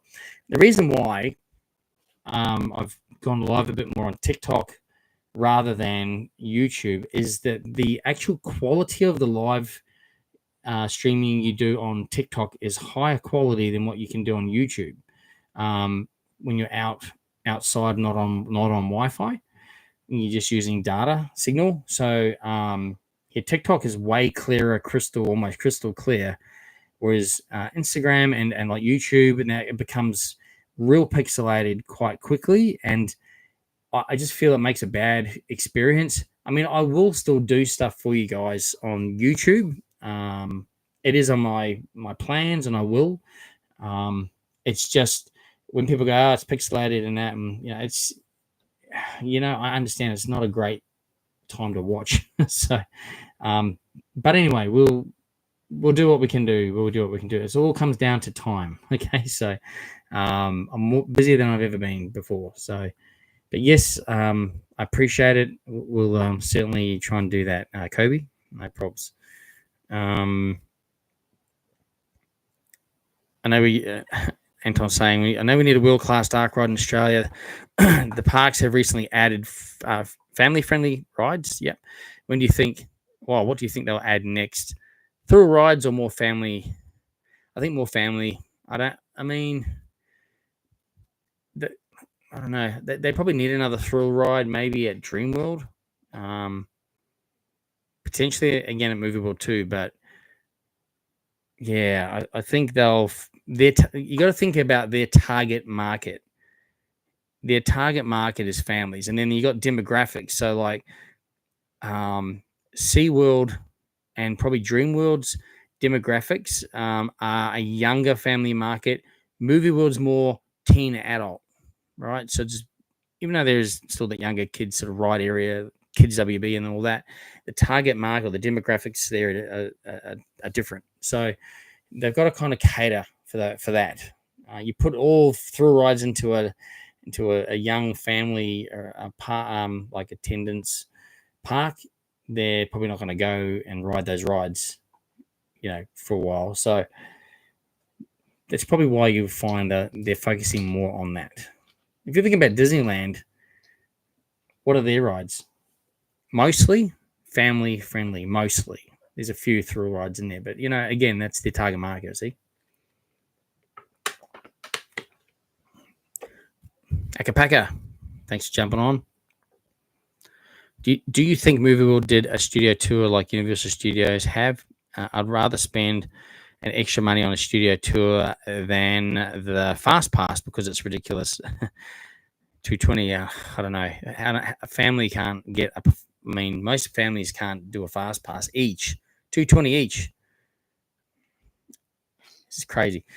Yeah, look, obviously, if I don't know if you were around back when Movie World opened. If you weren't, go onto YouTube, check out, just search like Movie World 1990s or something, or Movie World early opening videos or something like that, because there's heaps of videos on there about how the early Movie World used to be.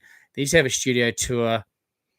It was so cool. Honestly, the Gremlins ride where Scooby is now, Western Stunt Show, just like a mini Universal, really was. It really had a whole different feeling to that park.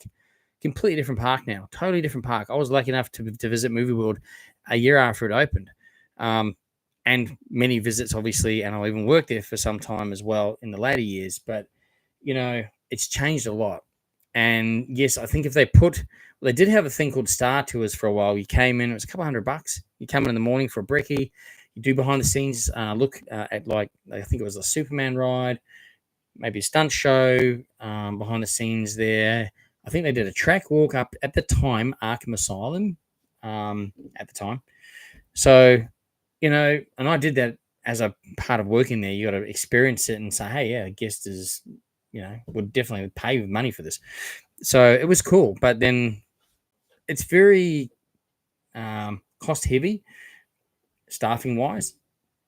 You got to have a lot of people on board. You got to pay the nurse to be in the park. You can't bring people in before park hours, and there can't not be a nurse on site in case something happens, medical incident or whatever. So there's all these extra costs that happen: engineers, safety, just staff, food, chefs, everything. Like, no matter what you put on, it's all a cost. So hence it's built into the price.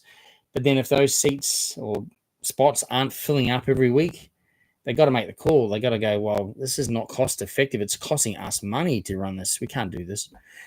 So maybe that's what happened, right? So I don't know. I think they should do one that's kind of quite affordable. One that would almost sell out every week and would be like a demand to get into it. Like, oh man, I missed out again. I want to book it. Oh, it's sold out again. Like one that's affordable, not too cheap, but not too expensive either. One that you could take a family, have a family price, but something that all the family can do as well. And, really getting behind the scenes and within reason, I guess. There's more now with Wizard of Oz open. There's perhaps more they can do, I'd like to see them bring back something like that, the Star Tour. They won't do the studio tour anymore. Well, not currently. The studios are booked out solidly. Massive amount of movies and TV shows are getting filmed here in the Gold Coast. Like Jack Black's here, as well. There's massive other actors here, filming movies. So, yeah, like I drive, part of my job. I'm a rep during the day. I drive around Brisbane, Gold Coast, and I always see the location sites around. They're always filming. It's crazy. So it's awesome to see. Especially, it was cool to see. It was last year, or it might have been the year before. Might have been the year before. There's a movie they're filming. I think it's on Stan. I think I'm not sure if it's out. It must be out now. I think it's called The Apple Doesn't Fall Far, something like that. It's a Sam Neill movie, and it's American. Or it might be a TV show actually, but it's American anyway. Filmed in like Florida, and anyway, I was heading up SeaWorld Drive actually, Main Beach, and there was all security and all these cones and trucks and stuff, and there was this building on SeaWorld Drive that's normally just a plain, I don't know, office building or something, and it had been painted, new signage out the front, and it said Palm Beach Police Station, like Palm Beach in Florida, and it had the US police cars out the front and everything. Like, it was crazy to see that, it was cool. All the cameras there, and just like, wow, that's pretty cool. And this what happens here because this American dollar is so strong against, Aussie dollar. So, they get so much more for their money to come down here and film all these movies. They can do much more for, less money essentially. So it's cool. I love living in the Gold Coast. I love movies. I love theme parks. I love behind the scenes stuff. Anyway, rambling on again, but yeah, it'd be cool to have something back at Movie World like that.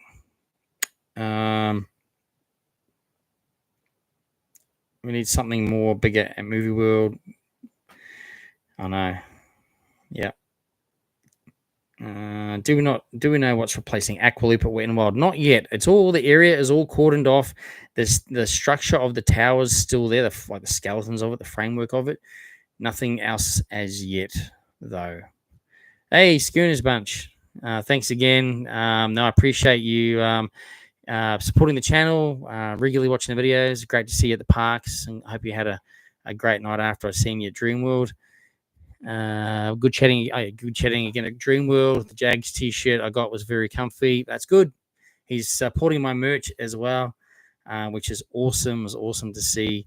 It's kind of weird at first to see someone else in my shirt. Well, it's a different shirt to this one. It's the big logo on the front.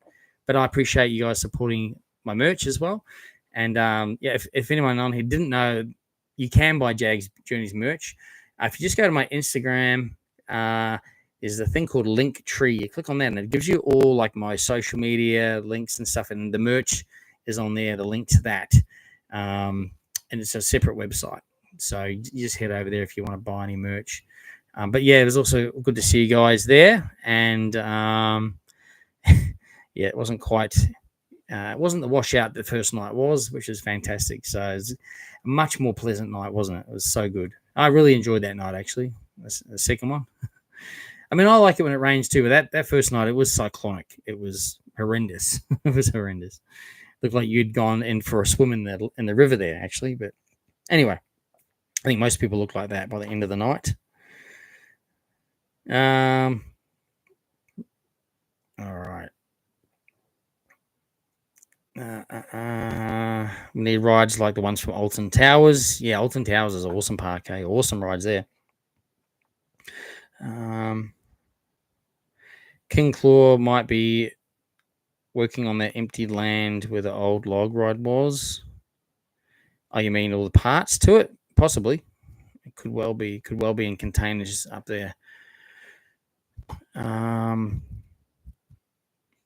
Alton Towers, Wicker Man.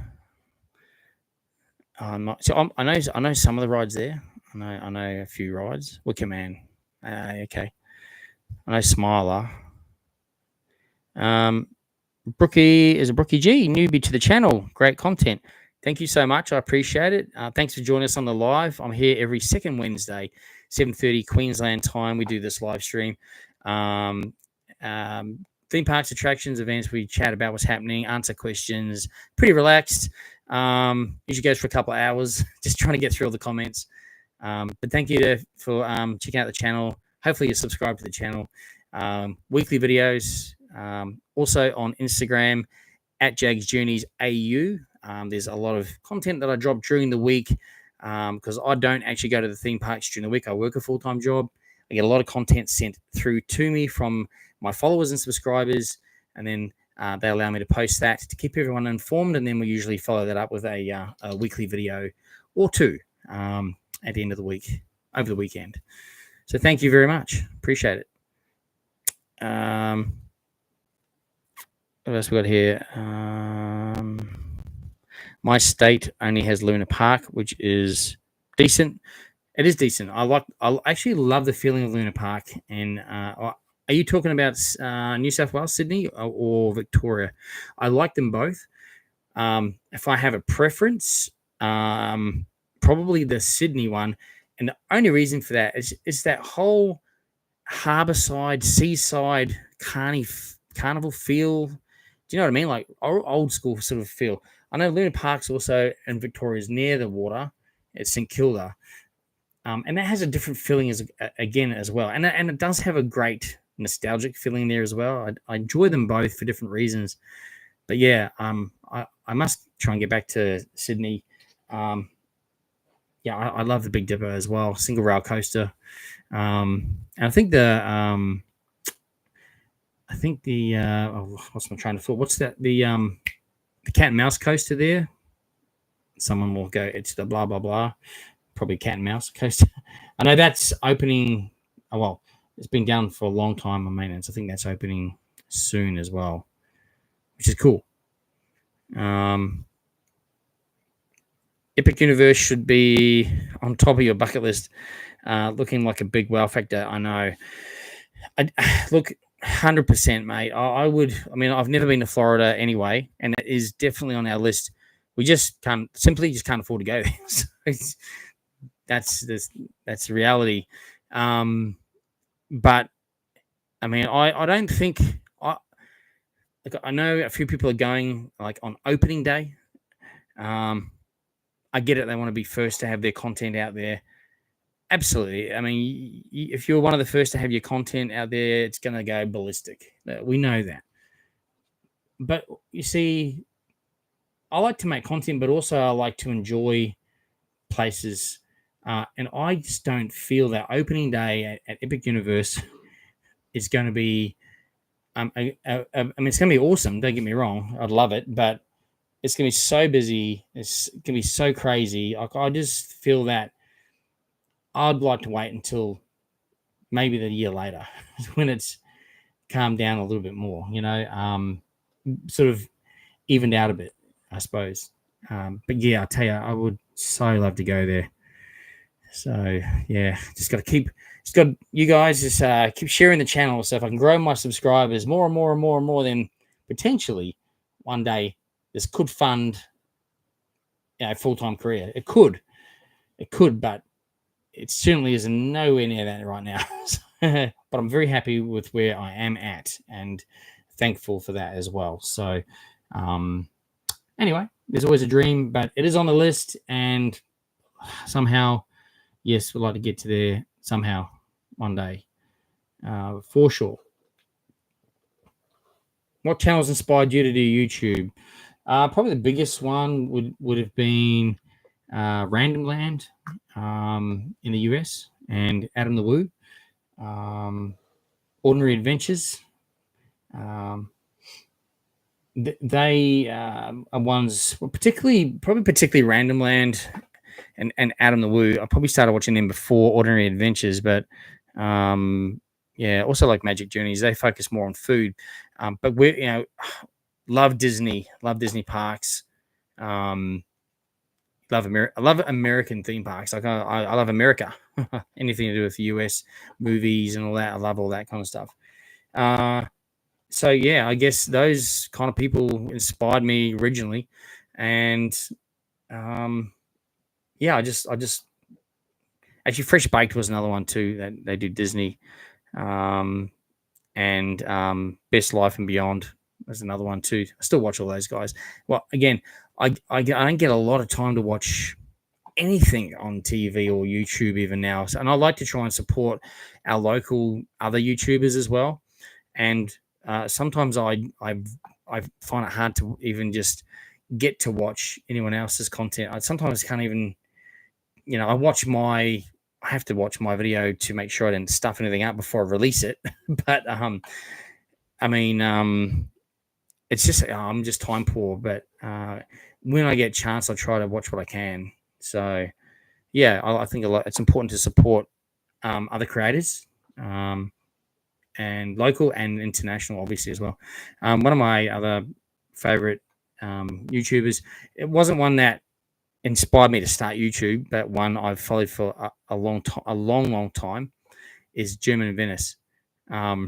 His name's Mike, and I met up with him last year at Universal Studios in Hollywood. We hung out for the day. Such an awesome guy, I tell you.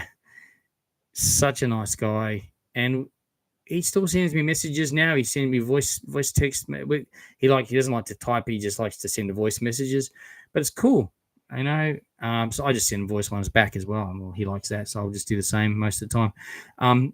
It's cool, that because we have he's probably a couple of years older than me. I think he's a few years older than me, but we're similar likes, and just when you have that sort of similarity, and you like the same things, but it's all good, and it's all good saying, oh, we like the same stuff, so we could be mates, but everyone does have different personalities. Once you actually meet someone, you sometimes you realize, we're probably not quite in the same wavelength, but sure, might have the same likes and dislikes, but yeah, he's really cool, and he was awesome, very kind, friendly, and he even said, next time you're in LA, you let him know, and we'll hang out and do some videos or something. So that's really cool, and I appreciate that. I want to do more of that too, but again, it's just having the money to get over there and the time as well. So anyway, I hope that answered your question there.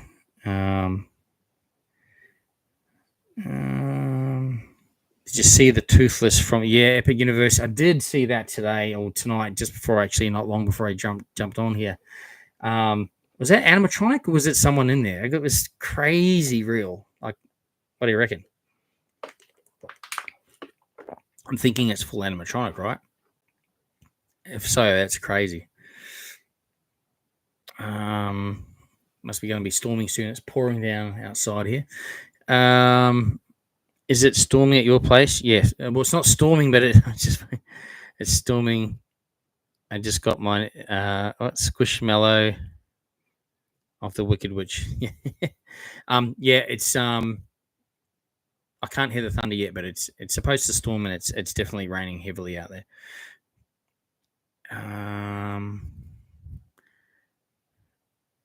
J Prodigy says, "Man, have you?" Sorry, mate. Yeah, didn't catch the rest of your comment there, mate. Family Odyssey, hey, thanks for jumping on. Always appreciate you guys. Hope you're all doing well. Appreciate you jumping on. Akamaka, next ride Dreamworld should think about is the Shockwave. Look, it's a favorite. Like, so many people love that ride. I get what you're saying about, does it really fit anymore? Does it need to be rethemed? Maybe they need to retheme it to like a jellyfish or something, right? That's all they need to do. The jellyfish. Well, maybe it is Shockwave jelly. The was it Blue Bottle gives you a shock? Is it them? I guess, or something like that. They could theme it to ocean anyway. But it's still cool, right? It looks cool at night too, if the LED lights underneath. It looks really cool. Always a favorite. Like, it was pouring that other night, the pass holder night, the first night, teeming down. People loving it. They were on there, just getting hammered by the rain, and they're loving it. So that's cool. It's cool. I like that.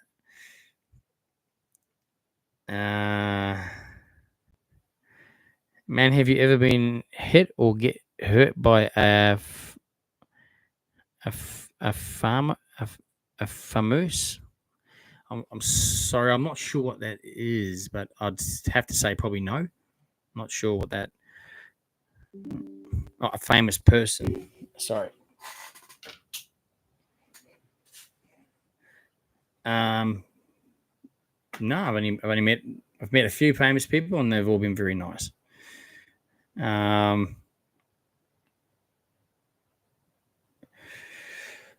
What's your thoughts while West Falls always shutting down for maintenance? I guess there's a reason for that. I don't know what it is. So yeah, I'm not too sure. So I'm not too sure. I mean, yeah, it's frustrating, especially if you're going there and it's supposed to be up and it ends up being down for the day or something. Anyway, yeah, it's disappointing, I guess, when that happens. But I just hope that they can get to the bottom of the issues there and get that sorted. What do you think? What do you think did better, Oz or Rivertown? Because so Giggity thinks Oz was a awful mess and Rivertown was perfect. I would not go that far personally to say it was an awful mess. Like I don't.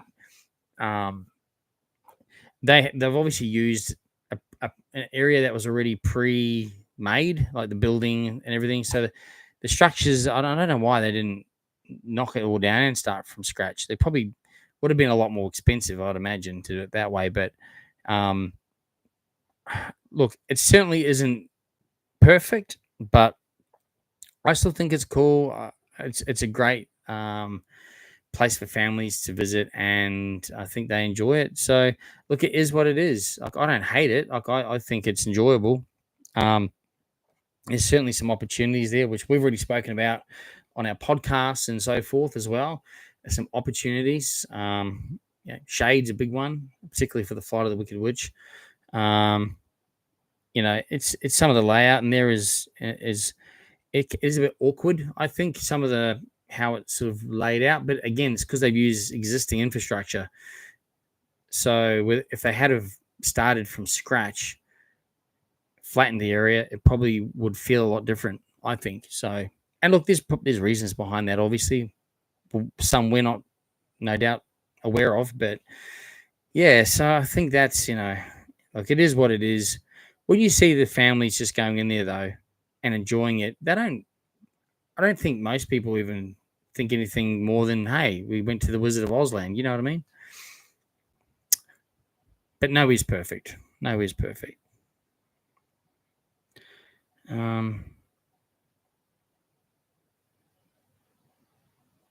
It doesn't. It doesn't feel like what they said. Yeah. So Akamaker's got a good point, and I know what you're saying there, Giggity, as well. Like initially, they did say it would be quite immersive, and it probably isn't as immersive as we had all hoped.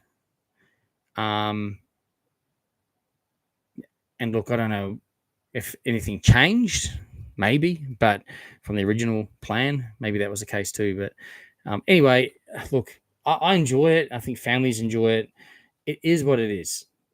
Like, you're not going to knock it down and change it now or anything. So, but I think we probably will see some slight changes and improvements and things done over time. I think we will see that because I'm sure they can see the things we can see as well, right? So I think that's what we'll see is potentially some change happening over time there.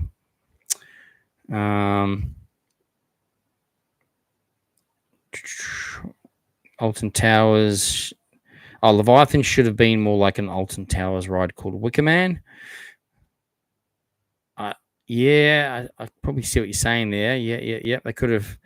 I think, well, even the artwork for Leviathan, when you first looked at it and you look at the finished product, it's totally like different. So maybe something changed there as well. I don't know.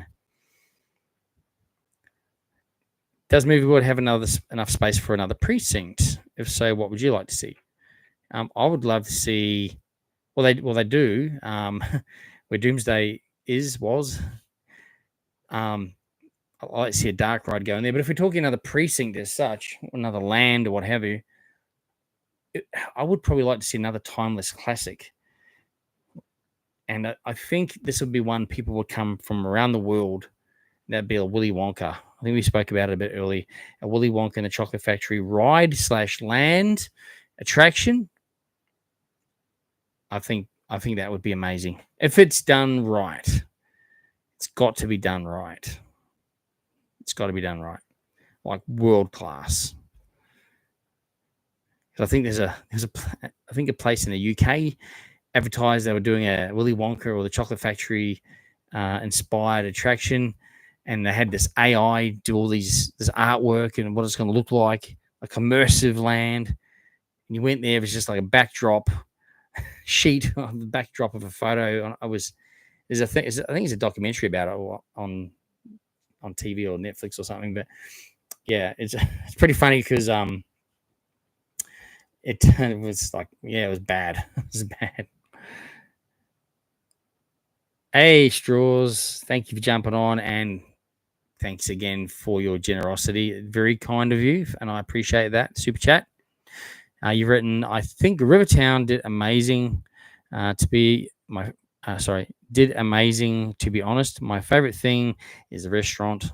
Yeah, that is really cool, isn't it? The restaurant is absolutely cool.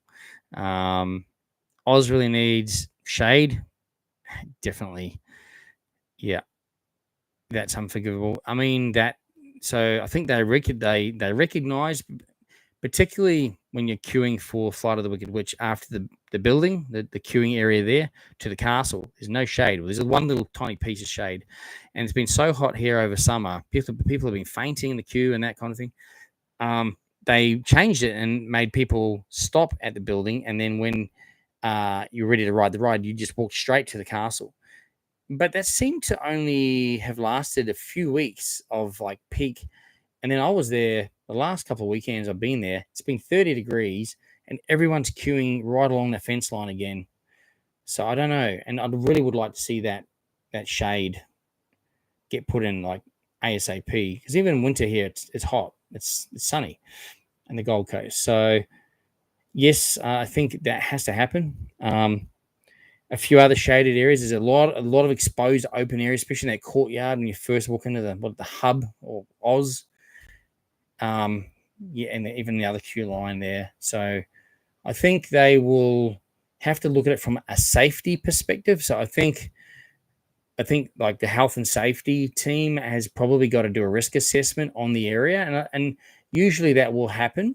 So they will base that on, if there's been guest fainting and things, they'll do a risk assessment and they will make recommendations that there has to be shade put in at certain points and parts. So I really do feel we'll see that happen. I'm pretty sure we will see that. When, I don't know, but I think those things will get fixed. So what I'm sort of saying is, look, I've seen people who absolutely love the area. I see people that don't love the area but think there's opportunities, and I've seen people that think they've made a balls up of it all.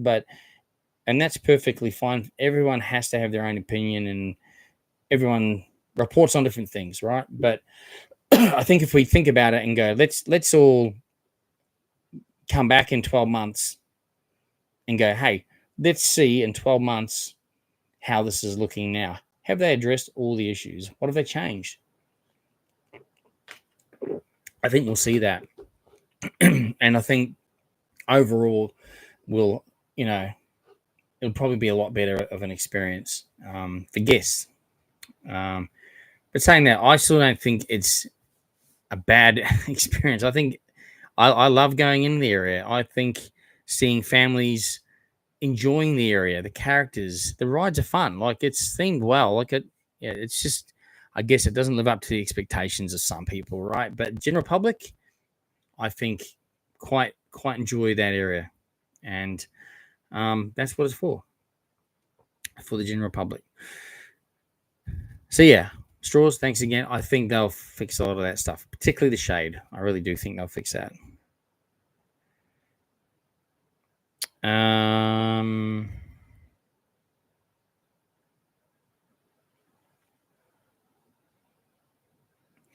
Sorry, lost my spot there. I've lost the spot. Drew Shotto, thank you very much for the super chat. That is also appreciated, and your support is very kind. I appreciate it. And you've written, "Hey Jaggs, how's the new King Claw ride going?" Okay, so at the moment, they're still dismantling the claw. If you check out my video I just dropped tonight on the Dreamworld After Dark, I did actually feature how the claw is looking currently. That was as of Saturday. So since then, I posted a photo I think yesterday on Instagram. They've removed the like the part where when the ride started, it sunk. The floor basically fell down or it goes down. That part's all been removed now as well. It's essentially the two side frames that are still sitting up there. Now it appears it's being sold because it's all been nicely cut and put together and put in the car park, ready to be transported somewhere. So that's what's happening there, essentially. But yeah, so they will start doing ground once it's completely removed. They'll start doing all the groundworks. Then we'll start seeing King Claw stuff happening.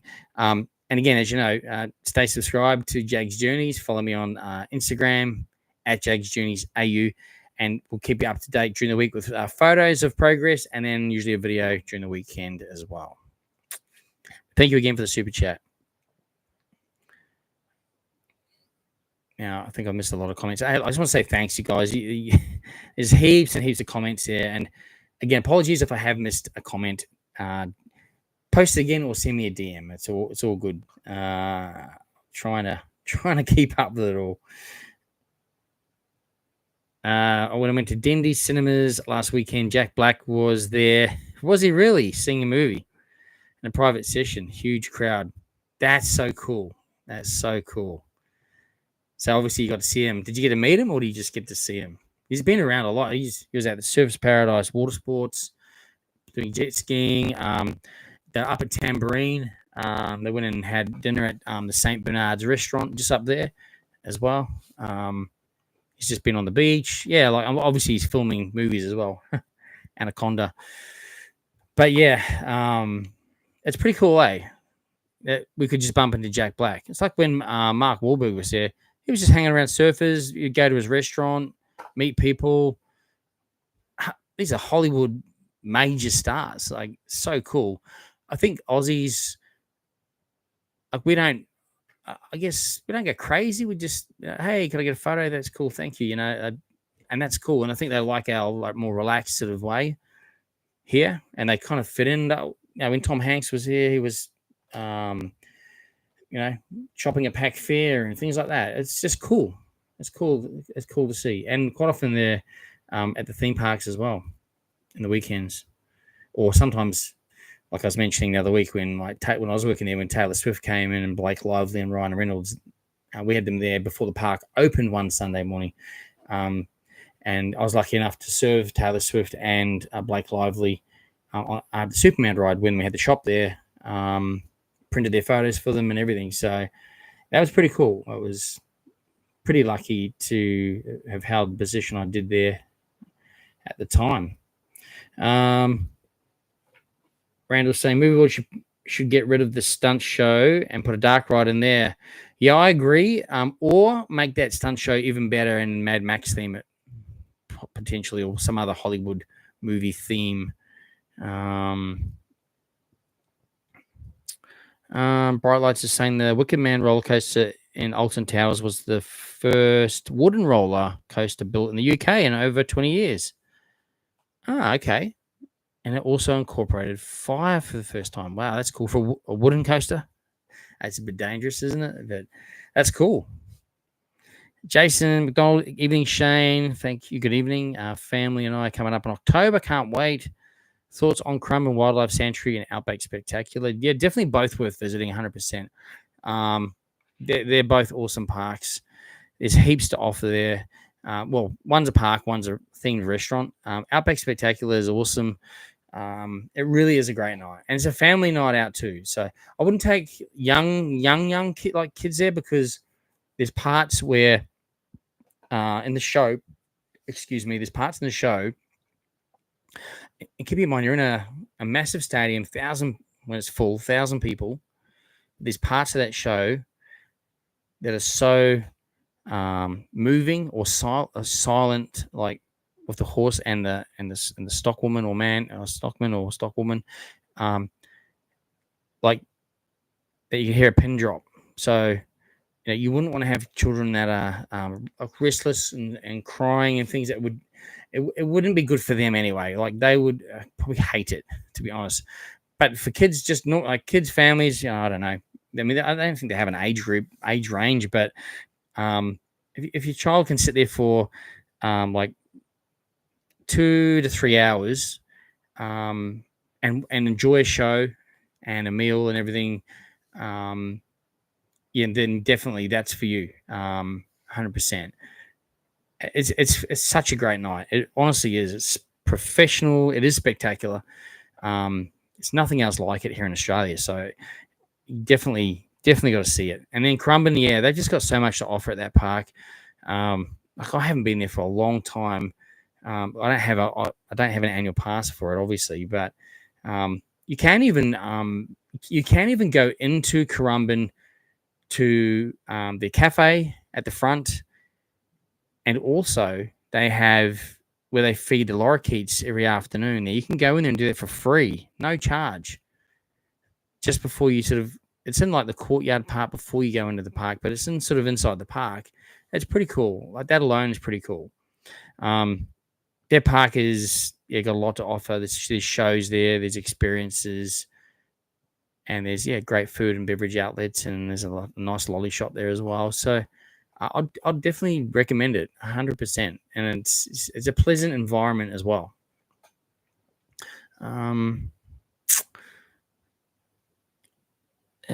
So I'll just scroll up a bit more.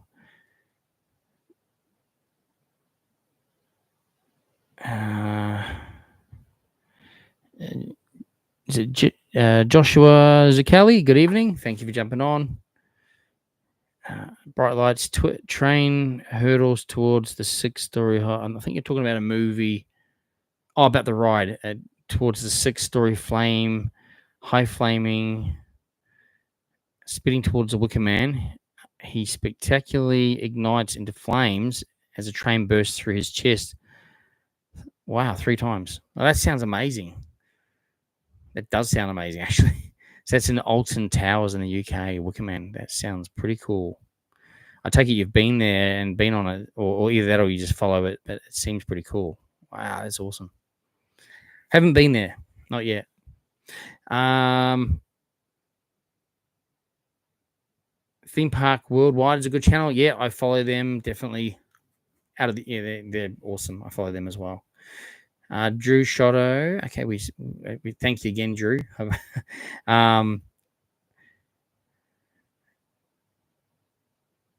Random Land is fantastic. Justin is insane and so damn knowledgeable. Yeah, he is, isn't he? I mean, I've been following him, with that channel of his, so for years, like years and years and years, and probably from the very, very early times where he was just going in Disneyland by himself and all that kind of thing. So yeah, and I actually had a meetup. I went to his meetup, 2018, I think it was, or 2017. I was over there. Might have been 2018. But anyway, I was in Hollywood, and the meetup was in Santa Ana, which is kind of up near Anaheim. And we were traveling from Hollywood to Anaheim this particular day, and then we were going to check in, and then we were going to head to the meetup. And actually, at actual time, there was bushfires, which they seem to have a lot of in California, especially recently. But one of the I think it was one of the main highways. Might have been I can't remember which one it was, but might have been the 405. One of the main highways was shut for quite a few hours. So when we rang to confirm our booking for our shuttle, because we had arranged a shuttle, they said, "Oh, we can't get through at the moment. The highway shut. We're going to have to delay you for 3 hours, and we'll pick you up then. Then we'll take you." Then we're like, "Oh no!" So we missed the meetup. It's like crazy. Like go all that way and you missed the meetup. But anyway, so I just put a message because I'd messaged him to say, "Hey, I'm coming from Australia. I can't wait. It's cool." Not expecting him to say, "Oh, I can't wait to meet you." But anyway, I stuck a message on there on his Facebook. I think it was the next day to say, "I hope your meetup was awesome. I came all the way from Australia, but then because of the fires, we couldn't get through. We stuck down in Hollywood. So, anyway, keep up the great work. You do a great job." And his friend Tyler, he calls him as you call him, fake Tyler. But Tyler's usually on a lot of his videos, a lot of his earlier videos. He's on some of the other ones recently as well. Well, anyway, he reached out to me and said, "Hey, when are you at Disneyland next?" I said, "Oh, well, actually tomorrow." So he said, "I'll meet up with you." So he met up with me, him and his girlfriend actually, who is also features on the videos. So they met up with me, got a photo with him because he's in the videos too, and I know he's pretty funny. He's the guy who wears the glasses. Anyway, he was a really nice guy. I had a chat, and what he did was he had bought. Justin had given him, because part of the meetup you got a special Random Land collectible pin. That was for that meetup only, and he'd given him that to give to me. Like Justin couldn't get to Disneyland that day; he had other things on, or traveling, or whatever he was doing. But yeah, so I got I still got the pin, the actual Random Land pin that you got for the meetup, even though I wasn't at the meetup. So how cool was that? Like they're so nice, those people. Like they're just so nice. So yeah. Anyway, another little story there. Story time with Jaggs. Would I consider going to, what was that? Mio Wolf's Orange Mart. I don't know what that is, so sorry. I can't. I'm not too sure. Squishy Family Fun. Hello. We thought you were on fortnightly. Absolutely, every second Wednesday. Great to see you online. Thank you very much. Thank you for jumping on. It's appreciated as always.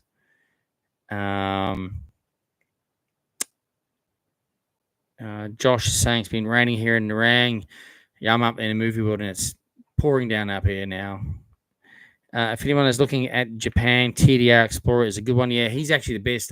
Definitely, I agree. He is funny and covers heaps. Definitely. We've actually been following him for quite a few years, actually, as well. You're right. He's definitely the go-to person. Explains everything so well. Definitely. Amiga Mart. Is that in Vegas? Yeah. Yeah, I want to go there. Yep. Yeah, I know what you're talking about now. Yeah, definitely want to go there. I've seen that, and that is like, it blows my mind. You guys need to check that out. Amiga Mart on YouTube. Heaps of videos on it. Crazy attraction. If you're going to Las Vegas, definitely do it. What have we got here?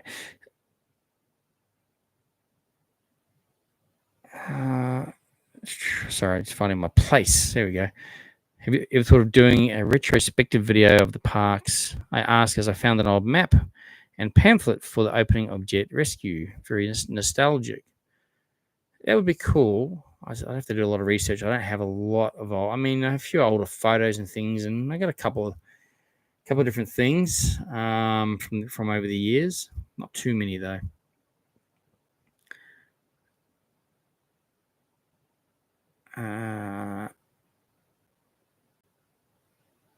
Where is a safe place when there's a thunderstorm at Movie World? Because I have a fear of thunderstorms.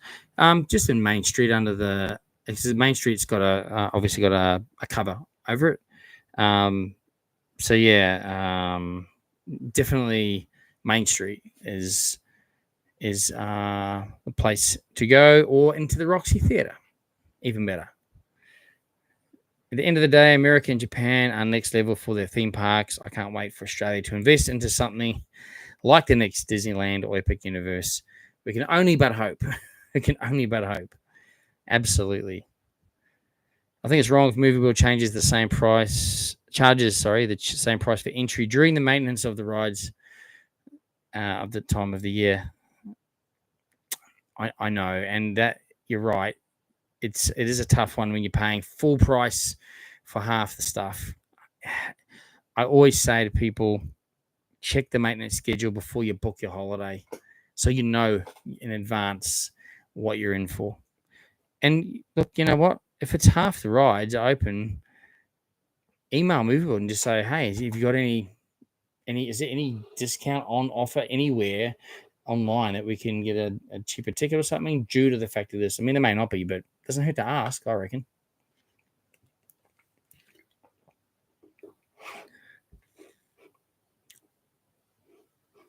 Movie World has its own charm. These other YouTube reviews are only for clickbait. Yeah, I agree. There's a lot of that going on. It works though. It works. Anyway, each to their own, I say. Can you still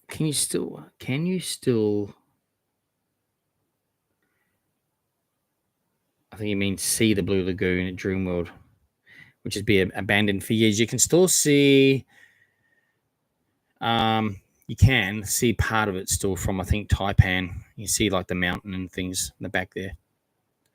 Or just get on Google Earth. You see. Yeah, animatronic munchkins would be cool, wouldn't it? In the Wizard of Oz precinct, absolutely.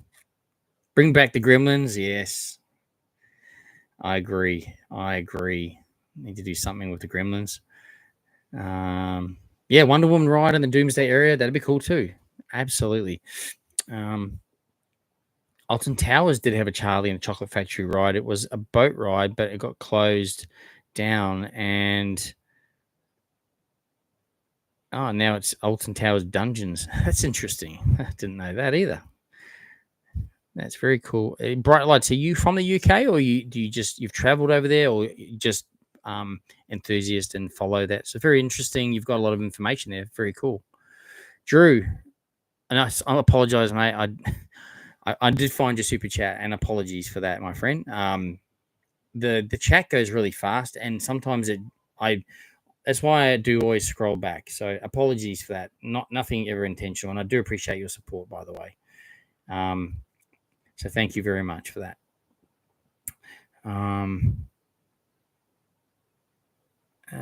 See, it's just literally flicked right up again. I was reading something, and then it's all gone, which is crazy. But anyway, we get there. All right, original ride was called Toyland before the Charlie and the Chocolate Factory rethemed. Pretty cool. Hey, Mr. Yum Yum, how are you, mate? What are your thoughts on James Rivertown Restaurant opening on Saturday nights? Do you think this could be Dreamworld testing the water for Jungle Rush and Mississippi Motors being open at night too? Good question, actually. First of all, I think it's a great thing that from this Saturday night, James Rivertown Restaurant will be open for the Dreamworld night market. So if you're watching this and you're not a pass holder, you can go to the Dreamworld night markets Friday and Saturday nights, 5 p.m. to 9 p.m., $2 entry, right? Free if you're a pass holder. But from this Saturday night, they're going to open James Rivertown Restaurant down at Rivertown for you guys to eat at. Now, the only thing, the food selection is definitely different from the food trucks. However, sometimes some food trucks might have similar product. But I guess the thought process is when you walk in, you're going to walk around the food trucks first, right? That's the first thing you smell and see. So you're probably going to grab food there. If you know about Jane's, you're probably going to wander down and go to Jane's. I would probably do a mixture. I'd probably sometimes go to Jane's, sometimes support the food trucks. Really important to support those guys too, because they're local business operators. I don't necessarily think it's to have that area or test it to see whether they're going to open that at night. Look, there's probably, if anything, maybe Mississippi Motors. Maybe. But I don't think Jungle Rush. Keep in mind, the point of an annual pass is you get to come and ride these rides. So if you haven't got an annual pass and you're only paying $2 to get in, like I know that they're charging for some of those other rides if you're not an annual pass holder, but they've got to be careful it doesn't devalue the annual pass. That's what I think is. It could potentially put some devalue on the annual pass. If you go, I can just get in for $2 and ride it for $10. Do you know what I mean? So I don't think that we'll see that happen. They might be just seeing traffic flow. Okay, how much traffic is down that area? Because what they could be testing is extended park trading hours, potentially, rather than just having those couple of things open. Probably that's what my thought process would be for that. And that might be, hey, maybe every Friday and Saturday night, Dreamworld's open till 9. I mean, It might not be, but I'm just my own speculation. That's probably more what I think. Doesn't mean it's right, but it's just probably what I think. What do you think? Either way, there's a reason for it, right? So this has to be a reason there for it. Any news on Scooby Doo? Look, not that I've heard, other than it could be mid-year. They run into some issues with some. Mac Rides have run into some issues with some parts that are no longer available out of China, I believe. So they've got to go and get stuff done elsewhere, what do you call that? Made from scratch, essentially redesigned and that. So, yeah, it's added extra cost. It's added delay, but I know they're still hopeful that it will be open this year. We're hoping for a June, July. If not, it'll be probably September or December. Again, either way, aligned with the school holiday period. That's when they usually will have a new attraction opening, build up the hype, get ticket sales firing again. People are going to go back. I've got to ride it now. I've got to ride the new Scooby Doo. So I think this year we'll see that happen. We'll keep you up to date as soon as when the theme parks release it. We see it. You'll see it too if you subscribe to Movie World's emails or one of their social media channels. Quite often, many people see it before me because I'm always at work. So when I come home from night, it's like, oh, look what they released today at 11 a.m. But they'll release it whenever they release it. We'll always put a post up or let you guys know what's happening as well. And no doubt some of you will let me know so I can let everyone else know as well. The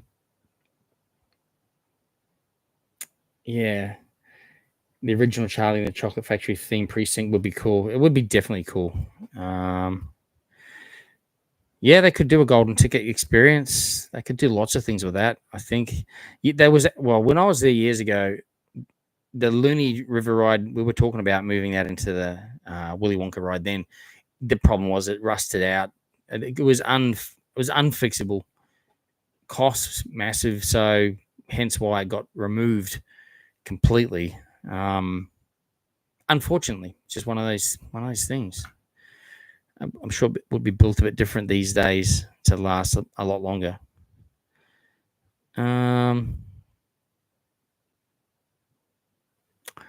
Brandon, Kira, hey Kira, thanks for jumping on.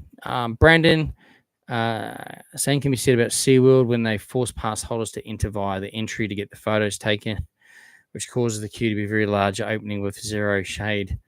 Yes, Brandon, and I agree. And it's a bit frustrating if you just want to, like me. I don't need an entry photo taken for the 50th time this year. I just need to get in the park. There should be an option for no photo or photo, but I understand. I get it, right? So, I worked retail for years. If you got a product to upsell, let's just say you're working in a shop at Movie World and you serve 100 customers a day, right? 100 customers a day. And every customer who spends over $20 can get one of these. Let's just say that. If every customer that spends over $20 can get one of these little gold Movie World statues, which let's just say normally $5, you get it for $1. Let's just say that, right? If you ask 100 people, maybe 20% of those people would say, oh, yeah, I'll get one of those, please. 100 aren't going to say yes. They're not, because you get some that'll go, nah, I don't need that, But you got to ask the 100 people, because if you go, I need 20 people going to buy it, I'll only ask 20 people. Well, only 2 people will probably say yes. So from a business perspective, to drive revenue and sales, you got to ask 100 people if they want the upgrade, if they want to buy that, right? Hey, by the way, you just spent $20. You are now eligible to get this $5 gold statue just for $1. Would you like to grab that with your purchase today? Yes or no? If you it's the 20% that says yes that helps you get move the needle, get your sales over the line, right? Increase your revenue so they can make more money and spend more money on attractions and things. So same with the photo situation. They got to take a photo of everyone I mean, I still say no thanks and just go, but they still hold me there. Like I try to squeeze through after they just get their photo taken. No, wait there, please. I just want to go through. But anyway, so if I take 1,000 people's photo, hopefully half of those will 20 to 50% will say yes and they'll buy them as a keepsake. But that's I guess the thought process behind it. It is revenue generating and capturing, and from the start, it's a business. They have to make money. If they don't make money, they can't keep reinvesting into rides, attractions, restaurants, and park events, all that kind of stuff. Right? So a lot of people are always like, oh, they're there just to make money. Correct. They have to. They can't. Nothing's free. They haven't got open checkbooks and all that. Anyway, let's move on from that. But yeah, shade. They could use shade there for sure. Michael, hey, thanks for jumping on, Michael Horton. I'm a bit late tonight. That's all right. Just wondering if the GC theme parks run focus groups to get new ideas. Very good question. I'm pretty sure years ago they did. I don't know if they still do, but I'm pretty certain when I worked there in the early days that they did do that. Maybe a question you could ask for their guest services, sending them an email and asking the question. But a good question. Drew is saying thank you. You're welcome, and I appreciate that again for the super chat. Thank you very much. Akamaka, if Movie World brought the claw from the old Doomsdays, imagine if they did that. I don't think they will. I think if it's going to stay in Australia, it'll probably pop up at like a Fun Fields. Actually, no, I won't go there. I think they've got a similar ride there. Probably a Gambier World, right? Or overseas. That's my thoughts.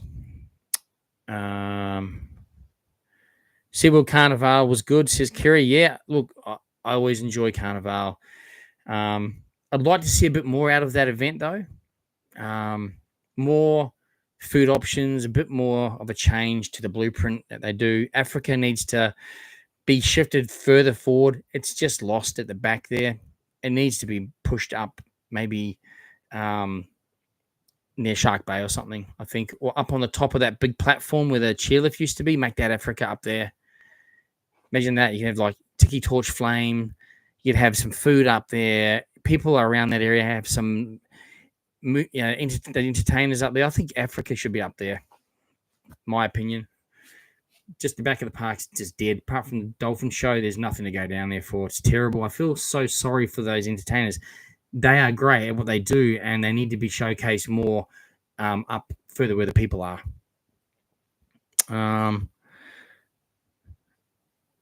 Squishy's Family Fun. We had tickets to the Tenacious D concert. That's right. Got cancelled due to Kyle's controversial comment. Oh man, that's right. Yep. That's disappointing. That would have been so awesome. So awesome. Could have done more with the floating platform. Yeah, possibly. Yeah. Squishy's Family is Fun saying, yep, love Mad Max. It'd be cool to see something like that at Movie World. Yep, Josh saying, agree, stunt show should be Mad Max themed. They could easily do it. Just an overlay change and vehicle change out. Done. Any updates on old Aqualoops? No, not yet. The area's cordoned off with hoarding. The tower frame skeleton still standing. Obviously, it's going to be repurposed. Nothing announced. Nothing more has gone ahead in that space yet. Let you know when it does. Squishy's Family Fun says Luna Park was the absolute oldest existing wooden roller coaster with a human brake system. In Melbourne, yes, that's right. The what's it called? The Railway? Scenic Railway. Is that what it's called? I think it is. Yeah, I went on that a couple of years ago. I loved it. And it's so crazy to think that someone has to stand up on that ride, and then use that big lever to brake. It's crazy, isn't it? So it's pretty cool. And yeah, definitely worth going on that. Our kids love the stunt show at Movie World. It is cool. I just think definitely needs it's time for a refresh. I think so. Ducky Smiley Face says hello. Hello back to you. Carly Fuller. Hey, Carly. Any updates on Dreamworld train tracks? Yep. So they are working on that as we speak. You can see there's a lot of work, groundwork that's going on in terms of getting the surface ready, flattened, and ready for the sleepers and everything to go in. So it's all being started upon now. So I'm not sure how long that process takes completely, but it is definitely getting worked on. And hopefully we should see that rejoined in the next, I'd say, couple of months. We'll let you know, because when it's open, we'll go for a ride on the train. We'll go, hey, here it is, and go fully back around the park again. So we'll do that for you guys. I forgot about Currumbin. That was a favorite memory when we did a family trip back in the 70s. 5 kids, 2 adults, a Holden HR.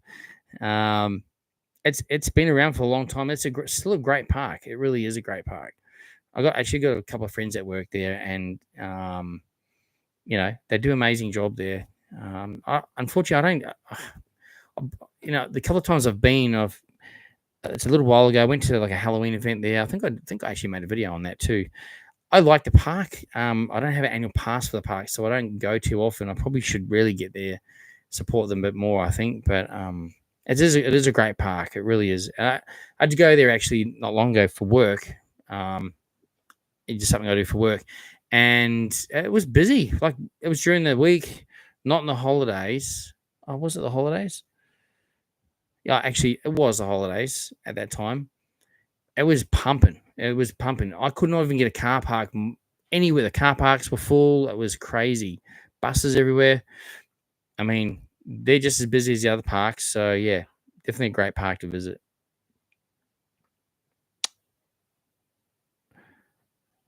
Son and I are also hitting Queensland next month for the parks and Australia Zoo. Yeah, Australia Zoo is awesome. I've done a couple of videos, I think, on Australia Zoo now. The last one was a couple of years ago now. I literally haven't been up there. It's thundering here now, storming. But Australia Zoo is unreal. So good.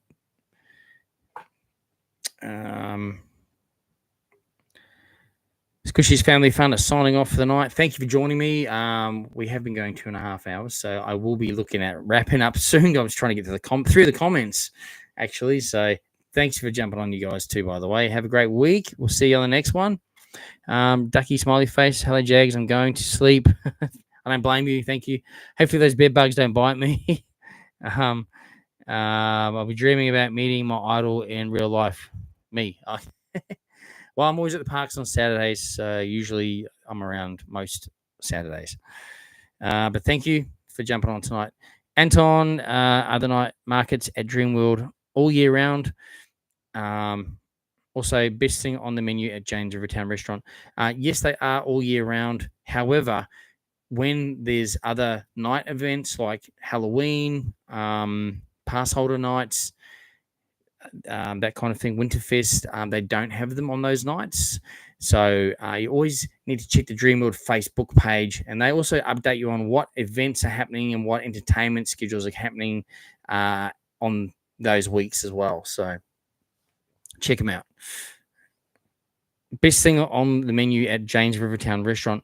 So I've eaten there twice. I can only comment on what I've eaten, but I've seen other people's food, and I tell you, it all looks amazing. Like, they do things like shared nachos and that as well, which look so delicious.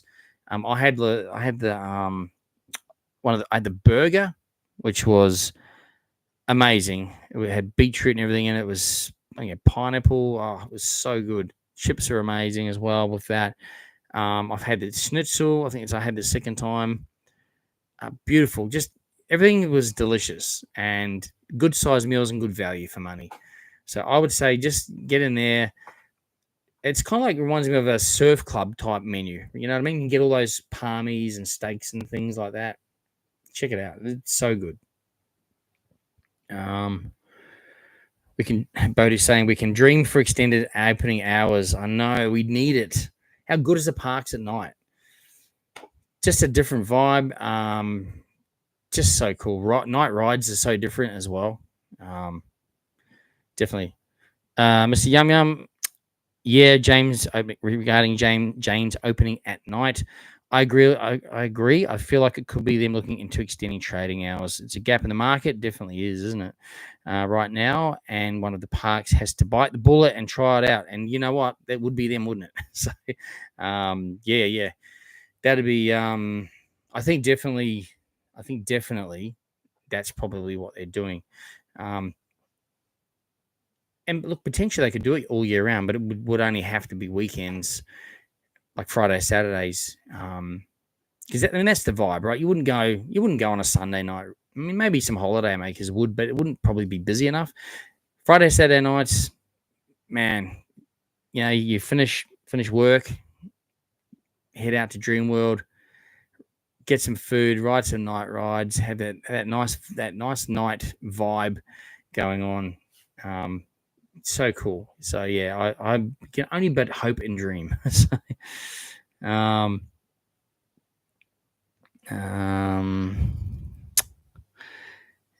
Bright Lights are saying from the Gold Coast, but a theme park enthusiast, especially the history of theme parks, rides. Haven't been to Alton Towers, but have been to Japan and Disneyland. Nice, awesome. Well, that's cool. That's awesome. Yeah, it's awesome to be an enthusiast and into all that stuff. So that's so cool. Yeah, Universal Studios Japan too. Yeah, I'd love to get to Japan. It's on the list, but trying to save money is hard. It's one day we'll get there.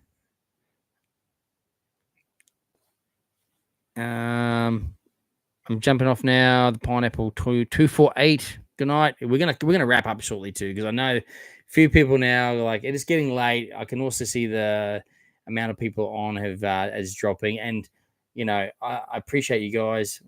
We started at 7:30. It's 10:15. And if you're in another state, it could be 11:15. So I get it, and I appreciate everyone that's been on for so long as well. And I've just been literally just getting through comments. We really haven't. I guess we have touched on. We pretty much have touched on the things I had written down, because a lot of you ask questions regarding those things anyway. So I sort of go on at the time. So that's all cool.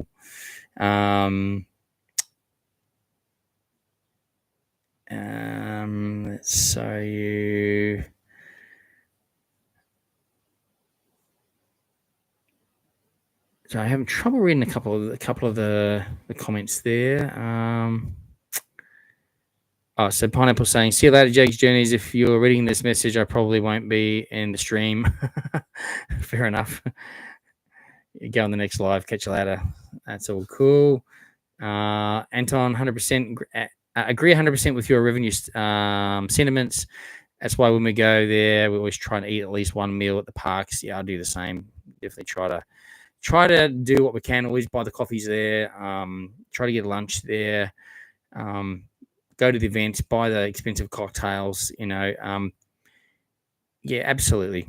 Bodie, thanks for jumping on, man. Appreciate you as well. All right. Yeah, give us more night rides. Absolutely, I agree with that. They need a new park like Disneyland. Yeah. It might happen. You never know. Yeah, Anton's in Victoria, so yeah, it's late there. Thanks, Anton. I love the fight. I love the Wicked Witch. She's just misunderstood. She was her sister, and now that's why I love her, because she's such a cool character. Yeah, absolutely. Hey, Perth theme park life, 8:15 there, so we can stay on for another couple of hours with you guys. Good to see you guys on here. Hope you guys are all doing well.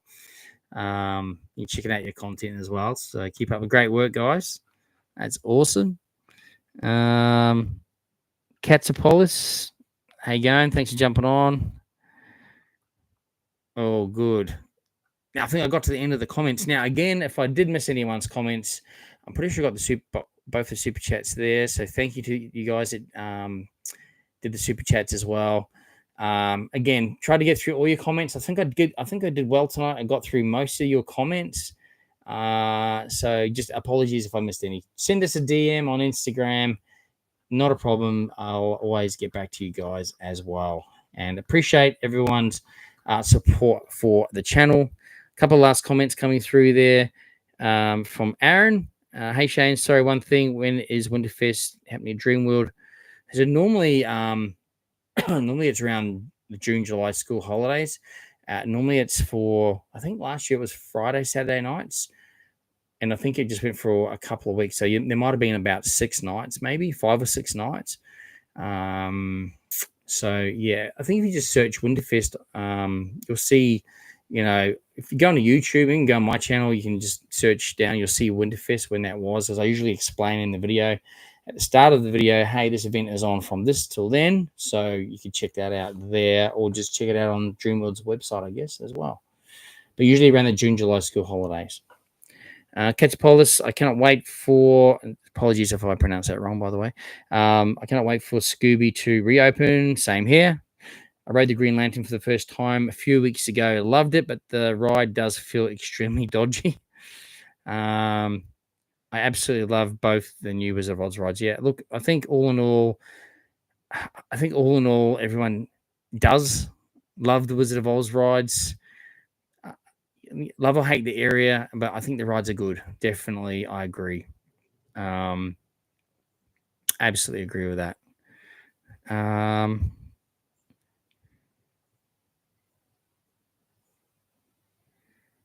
Sup, Jag? Thanks for the awesome stream. Have a great night. Thank you very much. Sorry, is it Teha? I don't know if all of your name has come across there, but thank you very much. I appreciate it. Maybe we should do an Oktoberfest. Oktoberfest would be great. But you know what? There's a massive Oktoberfest that happens at the Broadwater Parklands, and that is a massive one. So, yeah, Gold Coast is a great place to live, by the way. Did I mention that? Always lots of cool stuff happening. Front seats on one of the Kansas Twisters coasters were broken when we last went. They wouldn't lock into place. Okay. Sad to see. New ride cart's already broken, needing repair. Well, that's interesting. I wonder what happened there then. It's I think I noticed that. Did they have the tape across the front? I think I was there and noticed, I think, why is there tape across there that you can't ride it? Yeah. So yeah. Morgan Brown, do you know how much, if any, action is taken by the parks regarding YouTube or general comments? I saw a pretty scathing review of Oz at Movie World this week, and I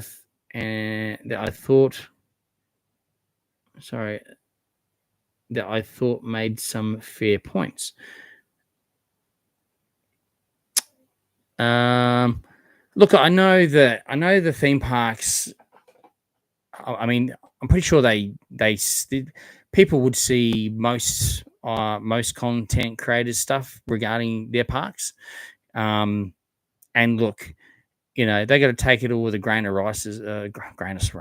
salt as well. Like, everyone's entitled to opinions, and everyone's experiences different things, and at the time of their visit as well, right? But yeah, it's all in how you voice that, I suppose.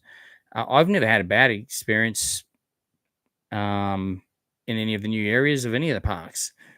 I enjoy going to the parks, but I take it for what they are. I'm not going to go, oh, they should have done this. I mean, sorry, they should have had more shade. So there's things they should have had more of course.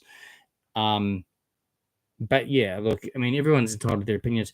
And look, I'd like to think that they do take those things on board, because it is all genuine feedback. I mean, it is genuine feedback, right? So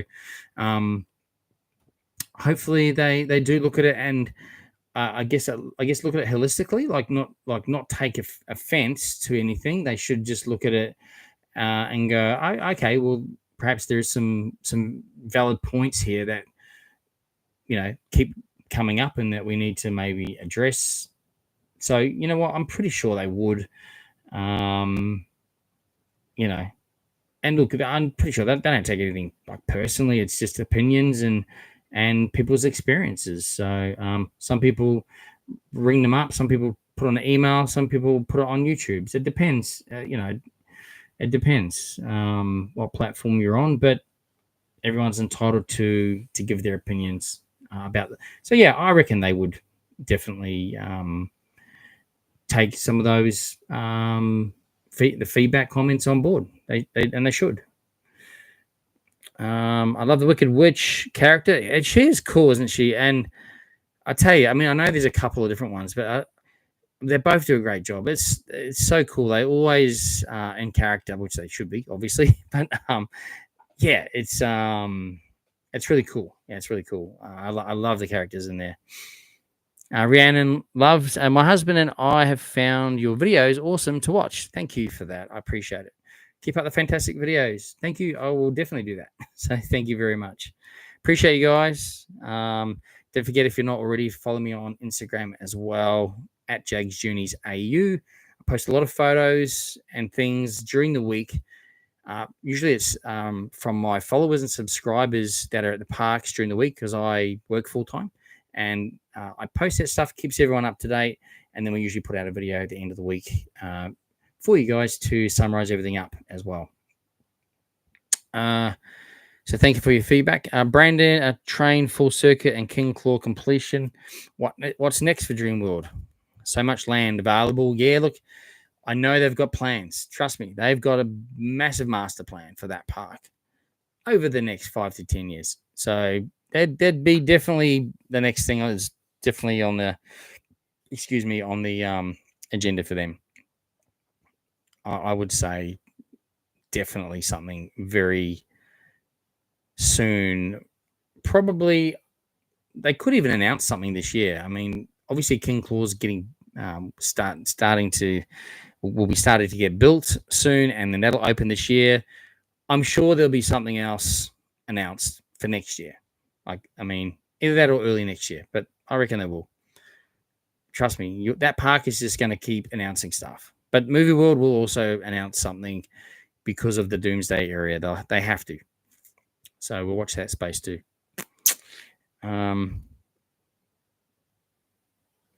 So they opened the ride 2 hours after the park opened. They had both tracks going, but this is Kansas Twister.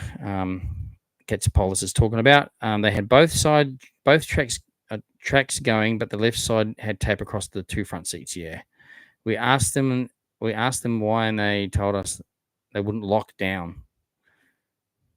That's the problem. Well, then if they didn't lock down, that's definitely a manufacturer issue.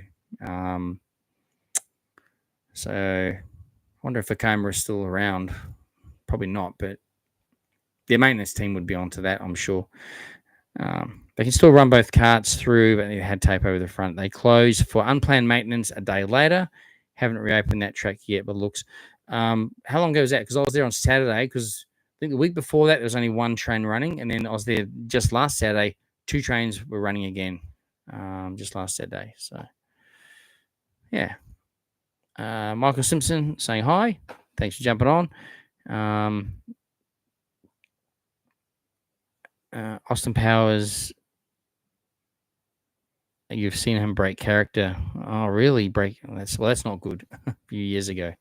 That's not good. Must have been a reason why. There's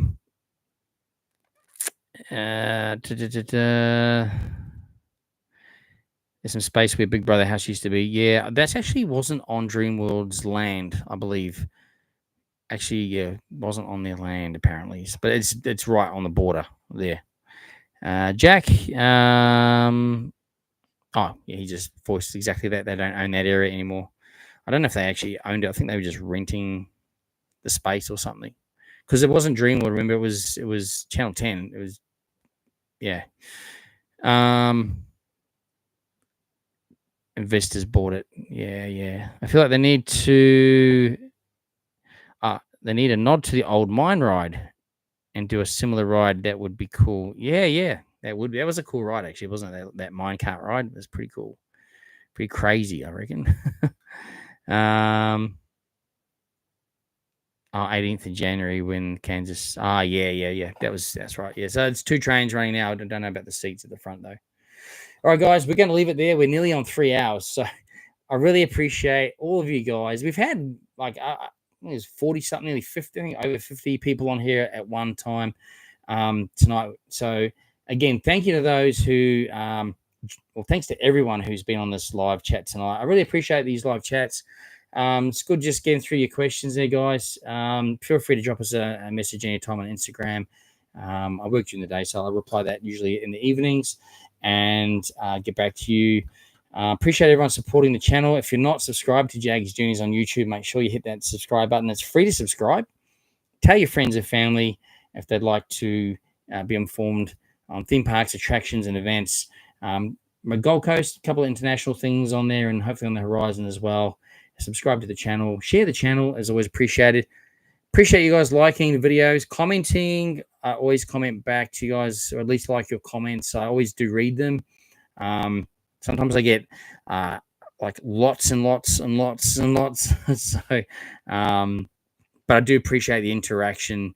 And yeah, if you're the Gold Coast theme parks in the weekends, you normally see me on a Saturday most of the time at some of the parks, depending on what's going on and what's happening at the time. So cool. Thanks, Katsopolis. Appreciate you.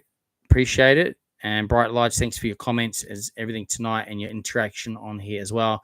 And everyone else also who's been making comments and interacting. Really appreciate you guys. And don't forget, I'm back again doing this in 2 weeks' time. So every second Wednesday night, 7:30 p.m. Queensland time. We chat through theme parks, attractions, events, whatever's happening around the theme parks, mainly theme parks, I guess. And the live chat's moderated as well on here. All right, guys. So that's it. We're going to leave it for there. I hope everyone has a wonderful week ahead. Whatever you do this weekend or on your days off, hope you end up doing something fun with theme parks, attractions, or events, something like that. Thanks also for the guys that did the super chats. Always appreciated as well. Anyway, guys, we'll leave it there for now. Good night, everyone. Thanks for watching, and I'll see you on the next journey.